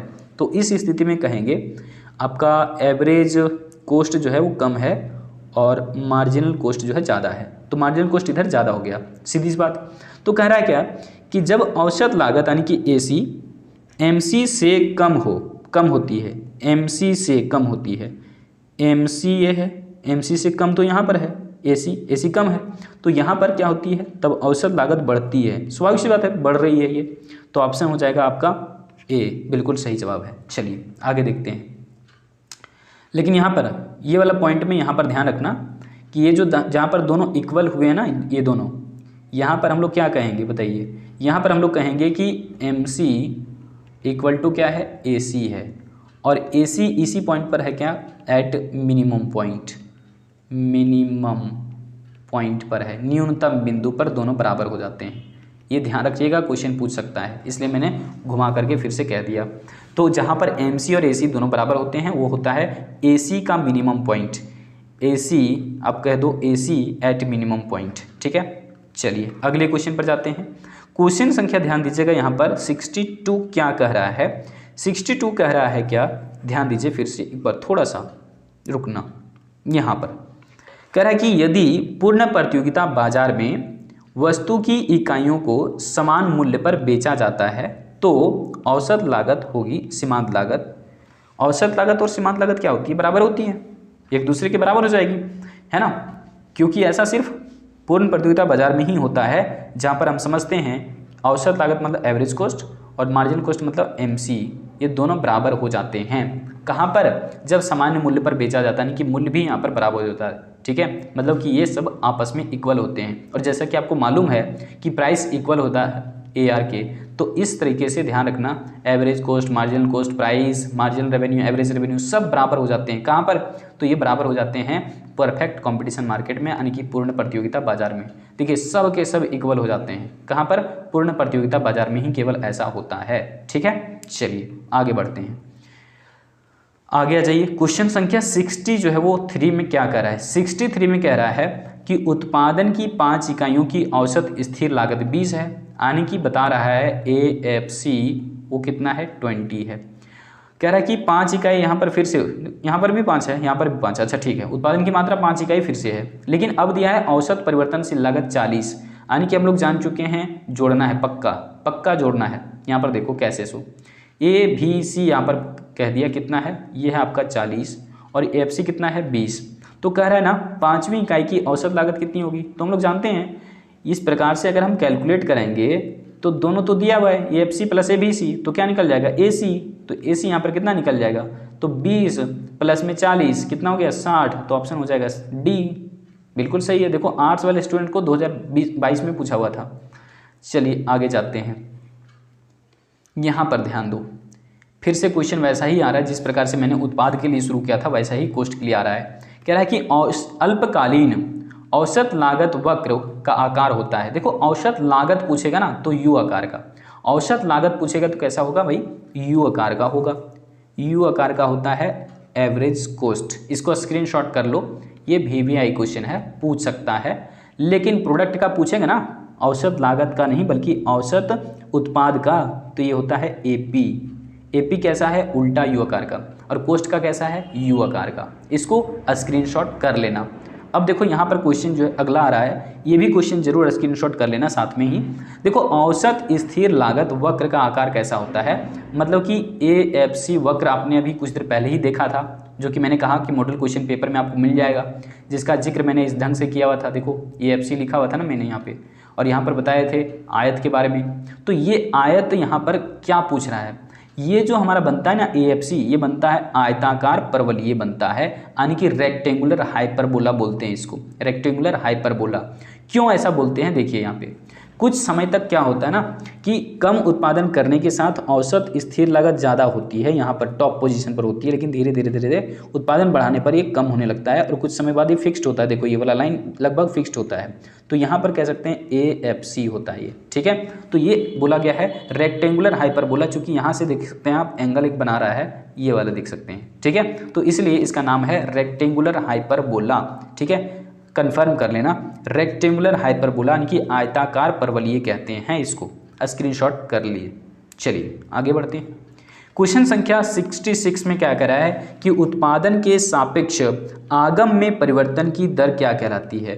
देखो उत्पादन में परिवर्तन के साथ साथ में अगर रेवेन्यू में भी परिवर्तन हो रहा है तो सीमांत आगम है, सीधी सी बात। मतलब कि हमने यहाँ पर क्या किया है कि हमने मान लो दुकानदार हैं हम, और हम क्या किए उत्पादन की मात्रा में परिवर्तन किए, इससे हमारा जो है ना टोटल रेवेन्यू में कुछ ना कुछ परिवर्तन देखने को मिलेगा, तो ये हमारा हो जाता है मार्जिनल रेवेन्यू। तो इसी को कह रहा है उत्पादन के सापेक्ष में। तो उत्पादन के सापेक्ष में देखो आगम में परिवर्तन, जहां परिवर्तन की बात करेगा तो देखो टोटल रेवेन्यू में परिवर्तन किसकी वजह से हुआ, आउटपुट में परिवर्तन की वजह से, यही होता है हमारा MR यानी कि सीमांत आगम। अगला क्वेश्चन ध्यान दीजिए, ये भी वही क्वेश्चन है लेकिन पूछने का ढंग अलग है।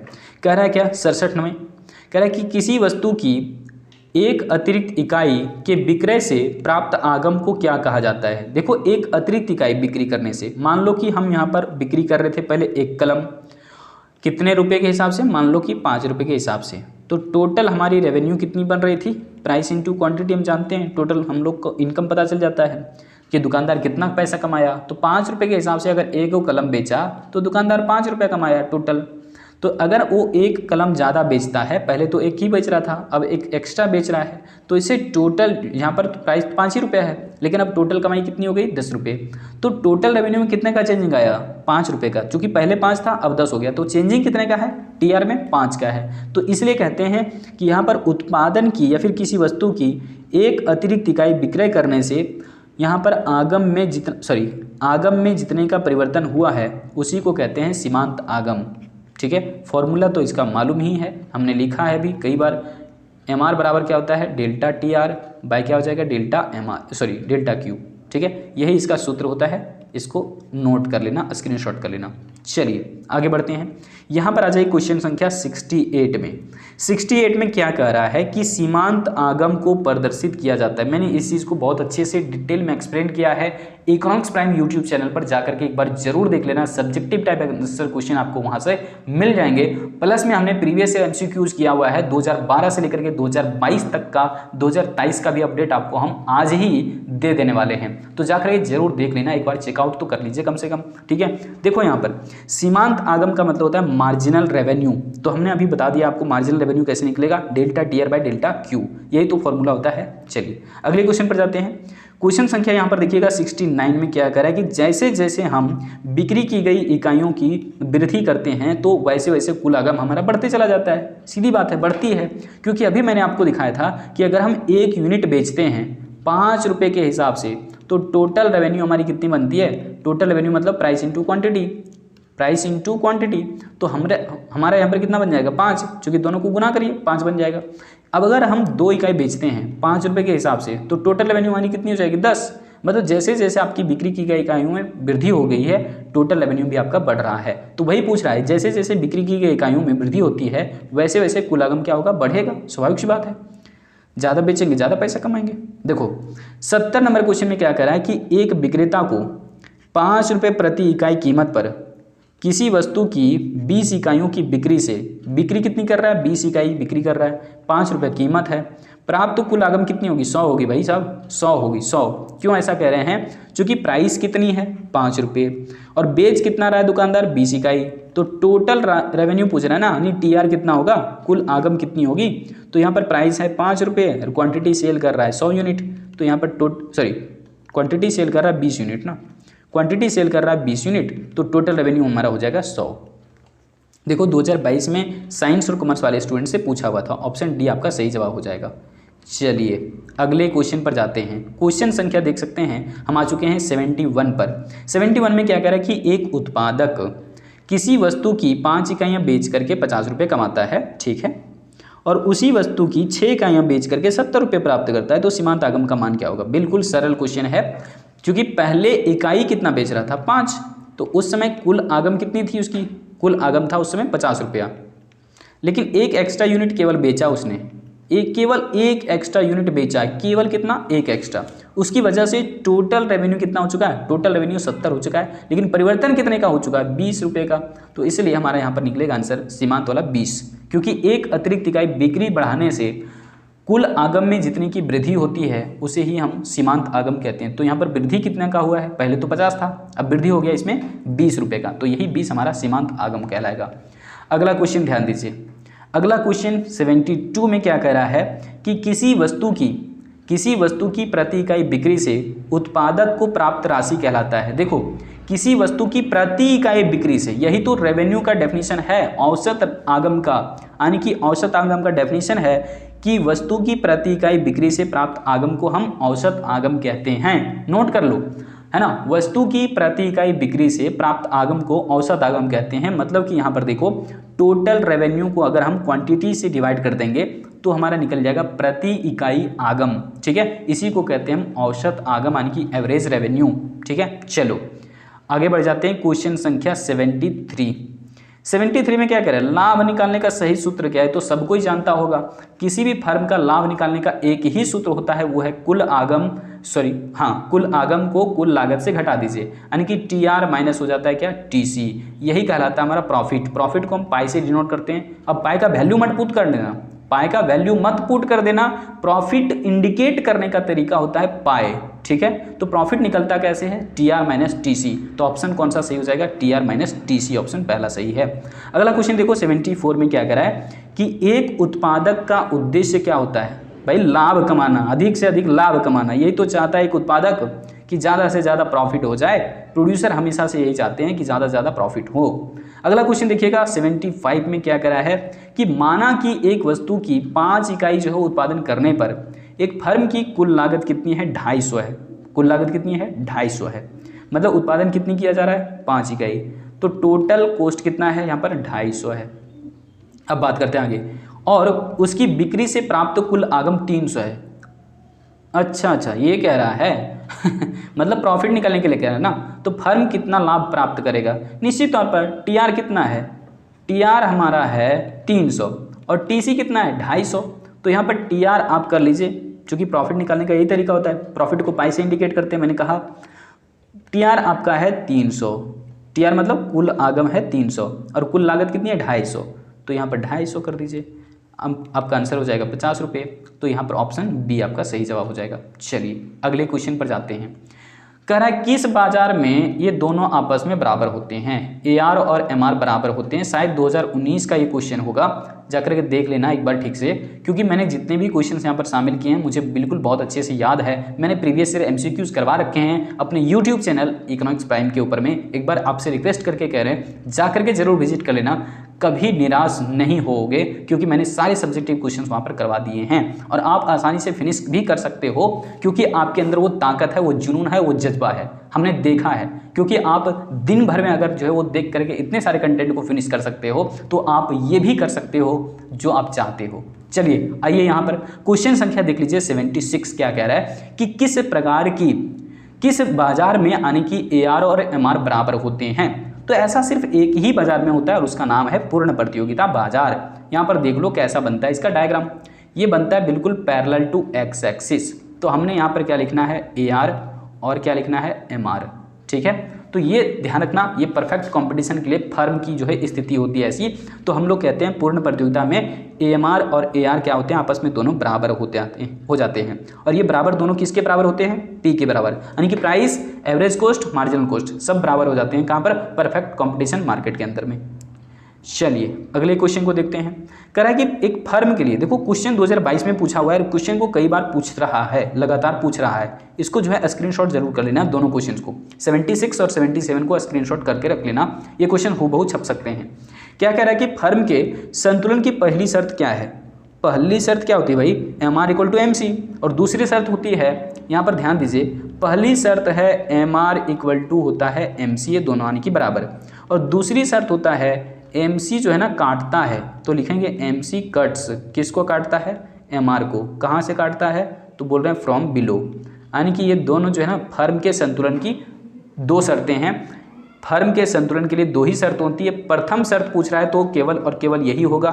ये मत कह देना कि सर ये वाला भी ऑप्शन था तो इसको मैंने टिक लगा दिया, नहीं, पहली जगह पर केवल इसी को रखा गया है, MR = MC। और दूसरी शर्त क्या हुआ है? MC जो है ना काटेगा किसको? MR को। कहाँ से काटेगा? फ्रॉम बिलो, यानी कि नीचे से काटेगा। किसने काटा? MC ने काटा। किसको काटा? MR को काटा।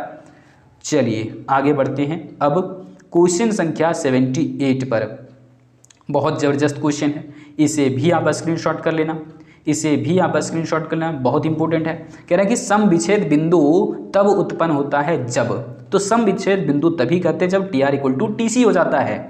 अब यहाँ पर प्रॉफिट आप शून्य भी बोल सकते हो, यानी कि जब जो लाभ है ना, फर्मों का लाभ शून्य हो जाता है, तो उसी समय हम लोग समझते हैं सम विच्छेद बिंदु। सम मतलब बराबर, विच्छेद मतलब काटा, जहाँ पर दोनों एक दूसरे को काटते हैं, मतलब TR और TC जहाँ दोनों आपस में मिलते हैं, वहीं हो जाता है सम विच्छेद बिंदु। चलिए अगले क्वेश्चन पर जाते हैं। ये वाला क्वेश्चन तो आप लोगों को सब्जेक्टिव में पूछ रखा है, 79 वाला। ये मॉडल पेपर में क्वेश्चन संख्या 17 आप देखेंगे, सॉरी 79 देखेंगे तो आपको मॉडल पेपर में सब्जेक्टिव के साइड में मिल जाएगा। ठीक है, मॉडल पेपर में सब्जेक्टिव की साइड में मिल जाएगा कि वस्तु की पूर्ति को निर्धारित या प्रभावित करने वाले कारक कौन कौन से होते हैं। तो वस्तु का मूल्य, ये पूर्ति को प्रभावित करता है। संबंधित वस्तु का मूल्य, ये भी पूर्ति को प्रभावित करता है। और साधनों का मूल्य भी पूर्ति को प्रभावित करता है, क्योंकि लेबर अगर हमको सस्ते में मिलेगा, उत्पादन हम खूब करेंगे, दबा के सप्लाई करेंगे ज़्यादा। लेकिन अगर लेबर हमको महंगा में मिलेगा, हम अपनी सप्लाई को घटा देंगे। क्यों? क्योंकि लेबर अगर हमको खुद ही महंगा में मिलेगा तो हमारा कॉस्ट ऑफ प्रोडक्शन ज़्यादा आ जाता है, और कॉस्ट ऑफ प्रोडक्शन जहाँ ज़्यादा आ जाए, पक्का हम उत्पादन घटा देंगे, उत्पादन घटाएंगे तो सप्लाई भी घट जाएगा। तो पूर्ति को निर्धारित करने वाले कारक यही सब होते हैं। वस्तु का मूल्य, क्योंकि आपको पता है जब किसी वस्तु का मूल्य ज़्यादा मिलता है मार्केट में, और हम प्रोड्यूसर हैं तो हम चाहेंगे फटाफट से सेल बढ़ा दें अपना, तो सप्लाई हम बढ़ाएंगे। लेकिन जब हमारी वस्तु का कीमत लोग कम देने लगेंगे मार्केट में, हम उस वस्तु की पूर्ति को क्या करेंगे? घटा देंगे, सप्लाई को हम कर देंगे। लेकिन जब यहाँ पर साधनों की बात हो तो सोचिए कि लेबर आपको सस्ते में मिले, यानी कि कॉस्ट उस समय क्या आएगा? कम आएगा। क्योंकि लेबर सस्ते में मिल रहा है तो कॉस्ट कम आएगा, कॉस्ट कम आएगा तो प्रोडक्शन बढ़ाएंगे, प्रोडक्शन बढ़ाएंगे तो हम सप्लाई तो बढ़ाएंगे ही, स्वाभाविक सी बात है। तो यहाँ पर इस तरीके से आप ध्यान रख लीजिए। ठीक है, चलिए आगे बढ़ते हैं, ज़्यादा डिस्कशन नहीं करेंगे इस पर। समझ सकते हैं आप लोगों की टाइम कितनी ज़्यादा इंपॉर्टेंट है, इसलिए हम हर एक चीज़ों को दबा करके बात कर रहे हैं, एक एक करके। देखो इनमें से सभी जवाब आपका सही हो जाएगा, पूर्ति को प्रभावित करने वाले कारक हैं। अगला क्वेश्चन कौन सा है? क्वेश्चन संख्या 80 क्या कह रहा है कि निम्नलिखित में से वस्तु की पूर्ति के निर्धारक घटक या निर्धारित तत्व कौन कौन से होते हैं? ये तो सब हो गया, कीमत भी, उत्पादन की तकनीक में परिवर्तन भी पूर्ति को प्रभावित करता है, ठीक है ना। और सरकार की नीतियां भी, क्योंकि जिस पर सरकार ने टैक्स ज़्यादा लगा दिया है, प्रोड्यूसर डिमोटिवेट होकर के अपनी सप्लाई को घटा देता है, और जिस पर सरकार टैक्स कम चार्ज करती है तो प्रोड्यूसर मोटिवेट होकर के प्रोडक्शन को पहले बढ़ाते हैं, प्रोडक्शन बढ़ाने से सप्लाई बढ़ती है।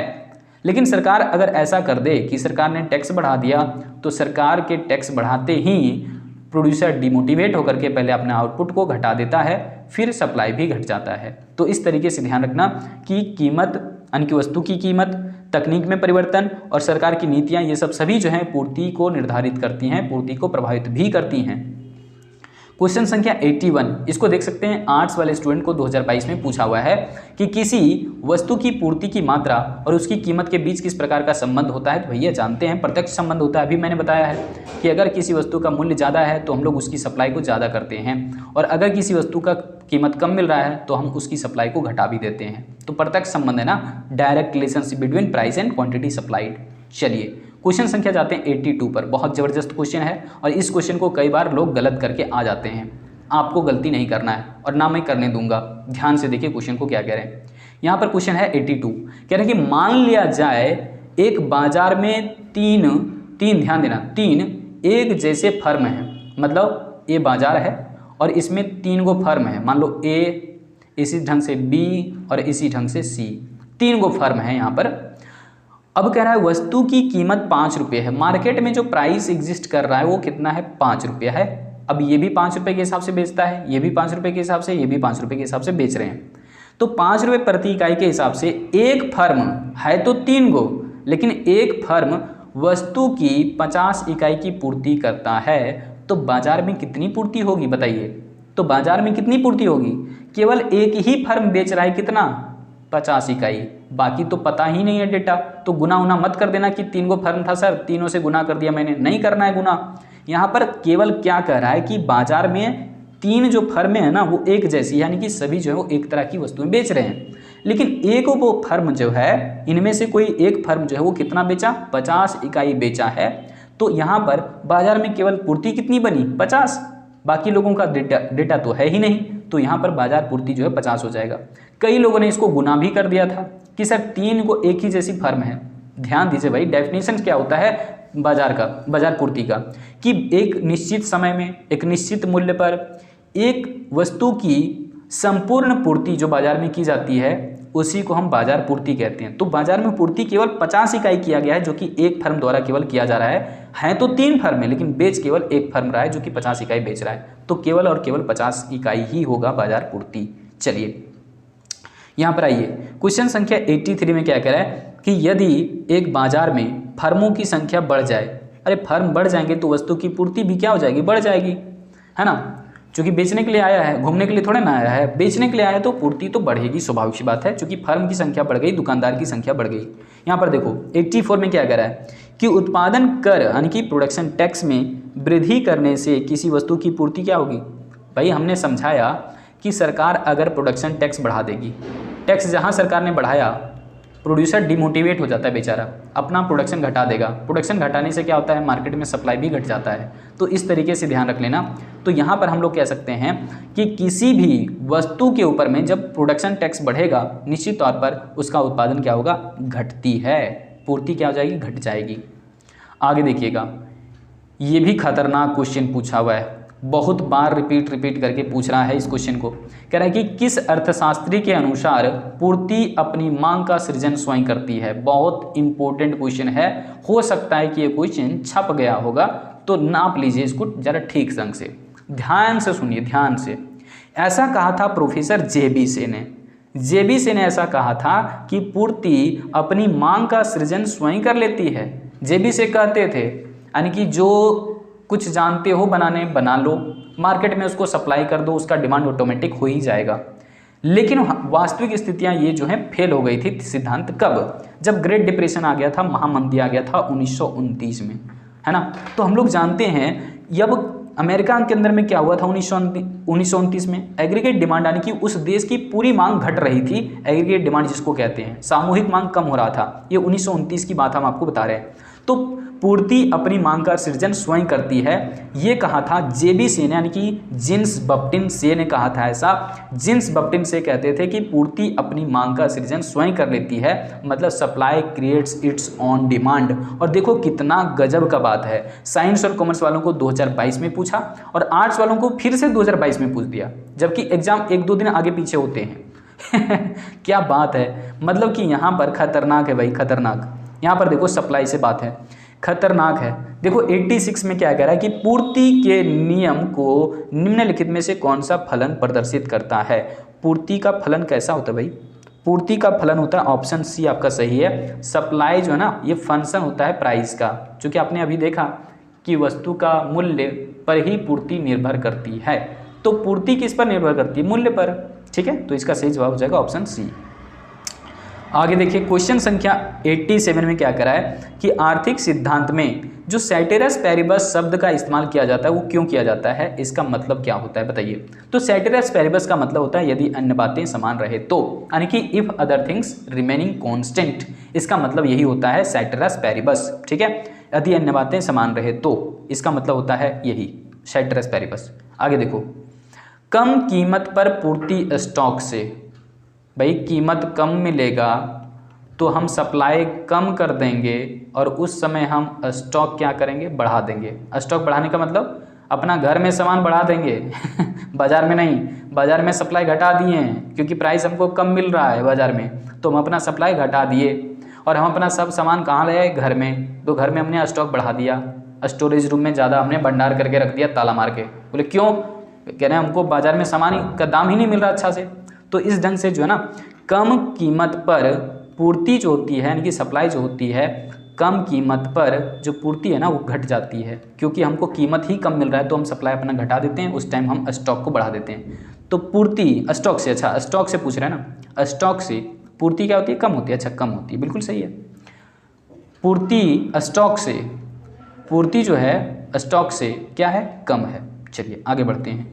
क्वेश्चन संख्या यहाँ पर देखिए 89 में क्या कह रहा है कि यदि अन्य बातें समान रहे तो मूल्य में वृद्धि के फलस्वरूप पूर्ति में वृद्धि को कहते हैं पूर्ति का विस्तार या फिर पूर्ति में विस्तार, एक्सटेंशन ऑफ सप्लाई। जैसे देखिए यहाँ पर साधनों की कीमत में कोई परिवर्तन नहीं हो रहा है, लेकिन सिर्फ और सिर्फ क्या परिवर्तन हो रहा है? मूल्य में वृद्धि हो रही है। मान लीजिए प्राइस तो हम लोग लिखते हैं वाई एक्सिस पर, प्राइस लिख दिए। क्वांटिटी सप्लाइड हम लोग लिखते हैं इधर, तो हम इधर केवल सप्लाई लिख दे रहे हैं, ठीक है, समझने के लिए। देखो प्राइस हमने यहाँ पर रख दिया, सप्लाई यहाँ पर रख दिया, तो प्राइस हमारा क्या है? P1, यहाँ पर सप्लाई क्या है? यहाँ पर S1। अगर हम यहाँ पर प्राइस बढ़ा देते हैं तो प्राइस के बढ़ते ही हम सप्लाई भी क्या करेंगे? बढ़ा देंगे, कुछ ना कुछ सप्लाई भी हमने बढ़ा दिया। तो यहाँ पर प्राइस बढ़ने की वजह से जो है ना सप्लाई बढ़ा है, तो प्राइस बढ़ने से जब सप्लाई बढ़े तो इसको हम लोग कहते हैं पूर्ति में विस्तार हुआ, पूर्ति का एक्सटेंशन हुआ। एक्सटेंट होना मतलब खिंचाव आना पूर्ति में। अब आगे देखिए, अब आ रहा है पूर्ति की लोच से संबंधित। अभी हम लोग यहाँ से 10 क्वेश्चंस और भी करने वाले हैं, ध्यान दीजिएगा। आज हम लोग सेंचुरी लगा करके ही रहेंगे, ठीक है।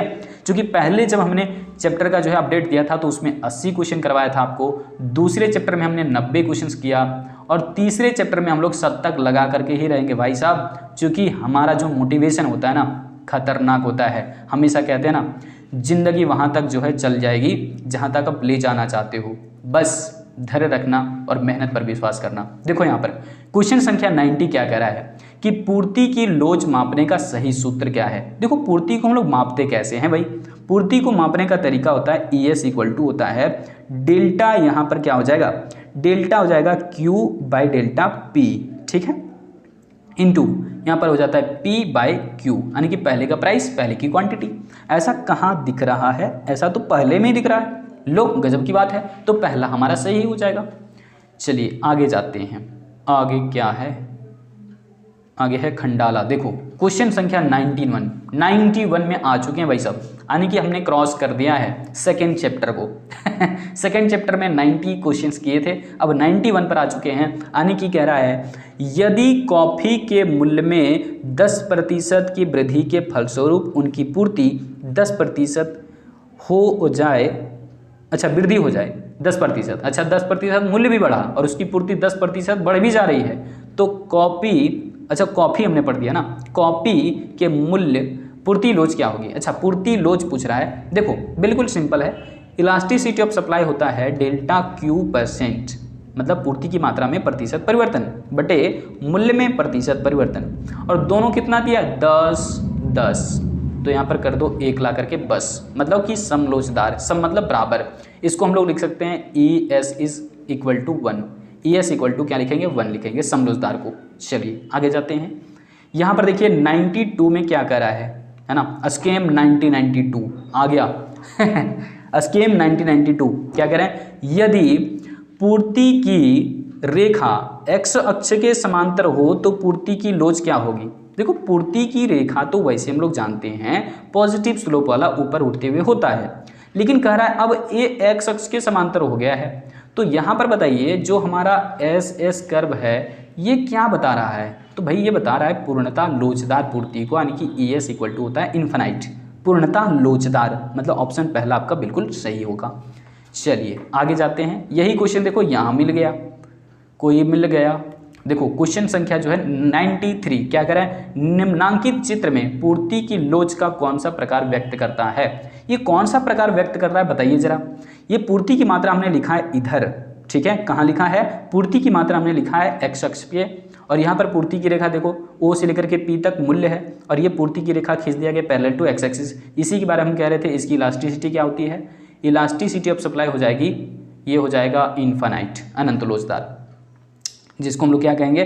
पूर्ण लोचदार, यानी कि पूर्णता लोचदार, परफेक्टली इलास्टिक सप्लाई। आगे बढ़ जाते हैं। यहाँ पर देख लीजिए क्वेश्चन जो है ना आपका 94 जरूर पूछा जाएगा, जरूर से जरूर पूछा जाता है ऐसे क्वेश्चंस। है ना, ऐसे क्वेश्चन जरूर पूछे जाते हैं कि ES इक्वल टू 0 है, इसका तात्पर्य क्या होगा, पूर्ति की लोच का मान क्या होगा बताइए। मान तो दिया है 0 होगा, लेकिन ये कौन सा प्रकार होगा मांग की लोच का। देखो इसको हम लोग कहते हैं प्यार से, क्या कहते हैं इसको, देखो प्यार से इसको कहते हैं पूर्णतः बेलोचदार, पूर्णतः बेलोचदार, क्योंकि मूल्य यहाँ बढ़ रहा है, मान लो घट रहा है, बढ़ रहा है, घट रहा है, मूल्य बढ़ रहा है, घट रहा है, कोई फर्क नहीं पड़ा सप्लाई पर, जहीं सप्लाई है तहीं रुका हुआ है, ना इधर घटा ना इधर बढ़ा, ना इधर आया ना उधर, ना इधर का ना उधर का, जहीं का तहीं रह गया ढीठ की तरह, तो इसको कहते हैं ES इक्वल टू 0। तो यहाँ पर क्या हो गया, पूर्णतः बेरोजगार, यानी कि ऑप्शन बी आपका सही जवाब है। चलिए आगे बढ़ते हैं। क्वेश्चन संख्या 95 में क्या करा कि यदि पूर्ति की रेखा y-अक्ष के समांतर हो जाएगा तो पूर्ति की मूल्य लोच क्या होगी, पूर्णतः बेलोचदार, इसी के बारे में पूछ रहा है ना ये y-अक्ष है, दैट मीन्स पैरेलल टू y-एक्सिस, y-एक्सिस से पैरेलल है, इसी के बारे में पूछ रहा है, पूर्णतः बेलोचदार, वही क्वेश्चन है, पूछने का तरीका अलग है। चलिए आगे जाते हैं। क्वेश्चन संख्या अब आते हैं 96 के ऊपर। 96 में क्या करा, ध्यान दीजिएगा, क्वेश्चन को ध्यान से देखिए, यहाँ पर बहुत ज़बरदस्त क्वेश्चन पूछा हुआ है, ये क्वेश्चन आपको सीधे सीधे एग्जाम में मिल सकते हैं, सीधे सीधे भी आई है। देखो कह रहे हैं कि किसी वस्तु का पूर्ति वक्र मूल बिंदु से गुजरता है तो पूर्ति की कीमत लोच का मान क्या होगा। देखो पूर्ति की रेखा यहाँ पर ना, ये पूछा है ज्योमेट्रिक मेथड से, ये देखो जनरली ध्यान रखने का तरीका यही हम बताते हैं कि ये ओरिजिन है और इन दोनों के बीच का एंगल कितना होता है, 90 डिग्री का, और कह रहा है कि पूर्ति की रेखा जो है कहाँ से जा रही है, मूल बिंदु से गुजर रही है। तो देखो मूल बिंदु ये है और पूर्ति की रेखा कैसी होती है, धनात्मक ढाल वाली, ऊपर जाते हुए होती है, तो इसकी इलास्टिसिटी ऑफ सप्लाई कितनी निकलेगी, इक्वल टू 1, यानी कि समलोचदार। बिल्कुल बात सही है। क्यों, ध्यान रखने का तरीका क्या होगा, ध्यान रखने का तरीका ये होगा कि अगर हम जानते हैं कि यहाँ पर बताते हैं आपको, अगर ये 90 डिग्री का है तो अगर बीचों बीच से हम गुजार दें इसको, देख लीजिए मूल बिंदु से गुजार दिया हमने, तो इसकी इलास्टिसिटी कितनी हो जाती है, 1। क्यों, अब ध्यान रखो ऐसे कि ये 95 में कट गया, सॉरी 45 में, 45 डिग्री का बन गया, और tan 45 का मान कितना होता है, 1, ठीक है, tan है ना, tan थीटा 45 डिग्री का मान कितना होता है, tan 45 डिग्री का मान होता है 1। आप ऐसे ध्यान रख लो, ठीक है। चलिए आगे जाते हैं। यहाँ पर क्या पूछा है, दीर्घकाल में पूर्ति होती है। देखो दीर्घकाल है, समय बहुत पर्याप्त है, हम मांग के अनुसार यानी कि पूर्ति को आसानी से चेंज कर सकते हैं, तो पूर्ति यहाँ पर लोचदार हो जाएगी, लोचदार, क्योंकि समय जब पर्याप्त रहता है तो पूर्ति को बढ़ा घटा सकते हैं, मतलब लोचदार है, चेंजिंग किया जा सकता है पूर्ति में, क्योंकि समय पर्याप्त है। अब देखो अति अल्पकाल में, समय जब बहुत कम होगा, वेरी शॉर्ट पीरियड, बहुत कम समय हमारे पास है, तो हम कोई भी चीज़ का प्रोडक्शन नहीं बढ़ा सकते, खास करके एग्रीकल्चर प्रोडक्ट्स ले लो ना। हमको कहो कि सर हमको ना आज ही जो है ना हमको 50 लीटर दूध चाहिए, आपके घर में तो एक गाय है, भाई हम गाय को क्या करें, वो चारा ज़्यादा खिलाने के बावजूद भी उतना ही दूध देगी, बहुत ज़्यादा नहीं बढ़ जाएगा दूध। हमारे यहाँ पर वो गाय 10 लीटर देती है और आप कह रहे हो कि नहीं सर हमको अगले दिन ना 50 लीटर दूध चाहिए, हम कहेंगे भाई नहीं हो पाएगा। क्यों नहीं हो पाएगा, क्योंकि हमारे पास समय बहुत कम है और इतने कम समय में हम बहुत सारे गाय नहीं ला सकते खरीद के। समझ पा रहे हैं, मतलब कि हमारे पास अति अल्पकाल की अवस्था है। ऐसे समझ लो कि हमारे पास एक खेत है और इस खेत में जो है हम लगाते हैं साग सब्जी, और सब्जियां जो है आपको एक जो है वो कुछ ऐसा आ गया आपके पास ऑप्शन कि आप चाहते नहीं सर मेरे यहाँ पर तो कल पार्टी है तो हमें खूब सारी जो है सब्जियां चाहिए। हम क्या कहना चाह रहे हैं आपको कि भैया कल पॉसिबल नहीं है, हमको यहाँ पर पहले जुताई कोड़ाई करनी होगी इस खेत की, फिर यहाँ पर फसल लगाने होंगे, फिर 2-2.5 महीना 3 महीना है ना जो भी समय लगता है फसल उपजने लगेगा, उसके बाद उपज होकर के आएगा, फिर हम आपको देंगे। लेकिन यहाँ पर क्या है, अति अल्पकाल, वेरी शॉर्ट पीरियड। ऐसी स्थिति में पूर्ति जो होती है वो पूर्णतः बेलोचदार हो जाती है, ध्यान रख लीजिएगा। चलिए आगे जाते हैं। क्वेश्चन संख्या 99 भाई साहब, क्वेश्चन संख्या 99 आ चुका है। क्या करा है कि दुर्लभ सिक्कों यानी कि रेयर कॉइन्स जो कि अब मिलते नहीं हैं, गूगल पर सिर्फ सर्च करके देखोगे है ना, ओल्ड इंडियन कॉइन्स, पुराने भारतीय सिक्के क्या होते हैं तो ये जो दुर्लभ सिक्के होते हैं ये होते हैं बेलोचदार, क्योंकि ये आपको अब ज़्यादा प्राइस देने के बावजूद भी नहीं मिल सकता अधिक मात्रा में। जितना है पहले से छपा हुआ किसी के पास पड़ा हुआ वही ना सिक्का मिल सकता है आपको, क्योंकि एक्स्ट्रा तो छापे नहीं जा रहे हैं। तो दुर्लभ सिक्कों की पूर्ति क्या होती है, बेलोचदार होती है। और आ चुके हैं हम, आखिरी गेंद चल रही है हमारी, आखिरी गेंद मतलब शतक लगाने वाले हम। तालियां जरूर लगा देना आप लोग। देखो यहाँ पर कह रहे हैं कि निम्नलिखित में से पूर्ति की लोच को प्रभावित करने वाला कारक कौन कौन सा होता है। लगातार 3 घंटे से वीडियो अपडेट देने की कोशिश में लगे हुए हैं और 3 वीडियो एक दिन में रिकॉर्ड हो रही है। सो अब थोड़ा सा प्रॉब्लम भी आ रहा है, प्यास भी लग चुकी है, लेकिन शतक तो लगा करके ही रहेंगे दोस्त। देखो यहाँ पर कह रहे हैं क्या, देखो यहाँ पर कह रहा है कि निम्न में से पूर्ति की लोच को प्रभावित करने वाला कारक कौन सा है। पूर्ति की लोच को प्रभावित करता है सब के सब, क्योंकि पूर्ति को प्रभावित करता है सब को सब, इसलिए पूर्ति की लोच को भी प्रभावित करेगा सब का सब। ठीक है, क्योंकि उत्पादन की तकनीक पूर्ति की लोच को प्रभावित करेगा ही, स्वाभाविक सी बात है। वस्तु की प्रकृति, वस्तु का नेचर कैसा है, गुड्स का प्रकृति कैसा है, ये भी पूर्ति की लोच को प्रभावित करेगा। बाजार की अवधि कितनी है, अल्पकाल में है तो पूर्ति को बढ़ा घटा नहीं सकते, दीर्घकाल है तो पूर्ति को में बहुत ज़्यादा परिवर्तन ला सकते हैं। तो इस तरीके से आप समझ गए होंगे सारे कंसेप्ट को, सारे कंटेंट को, जो कि यूनिट 3 से संबंधित मैंने सब कुछ बता दिया है। मिलते हैं फिर से अगली वीडियो अपडेट के साथ, अगले कंसेप्ट के साथ। बहुत सारी ढेरों शुभकामनाएं, आप लोग एग्जाम में फाड़ करके आओ, फाड़ करके। ठीक है, जय हिंद।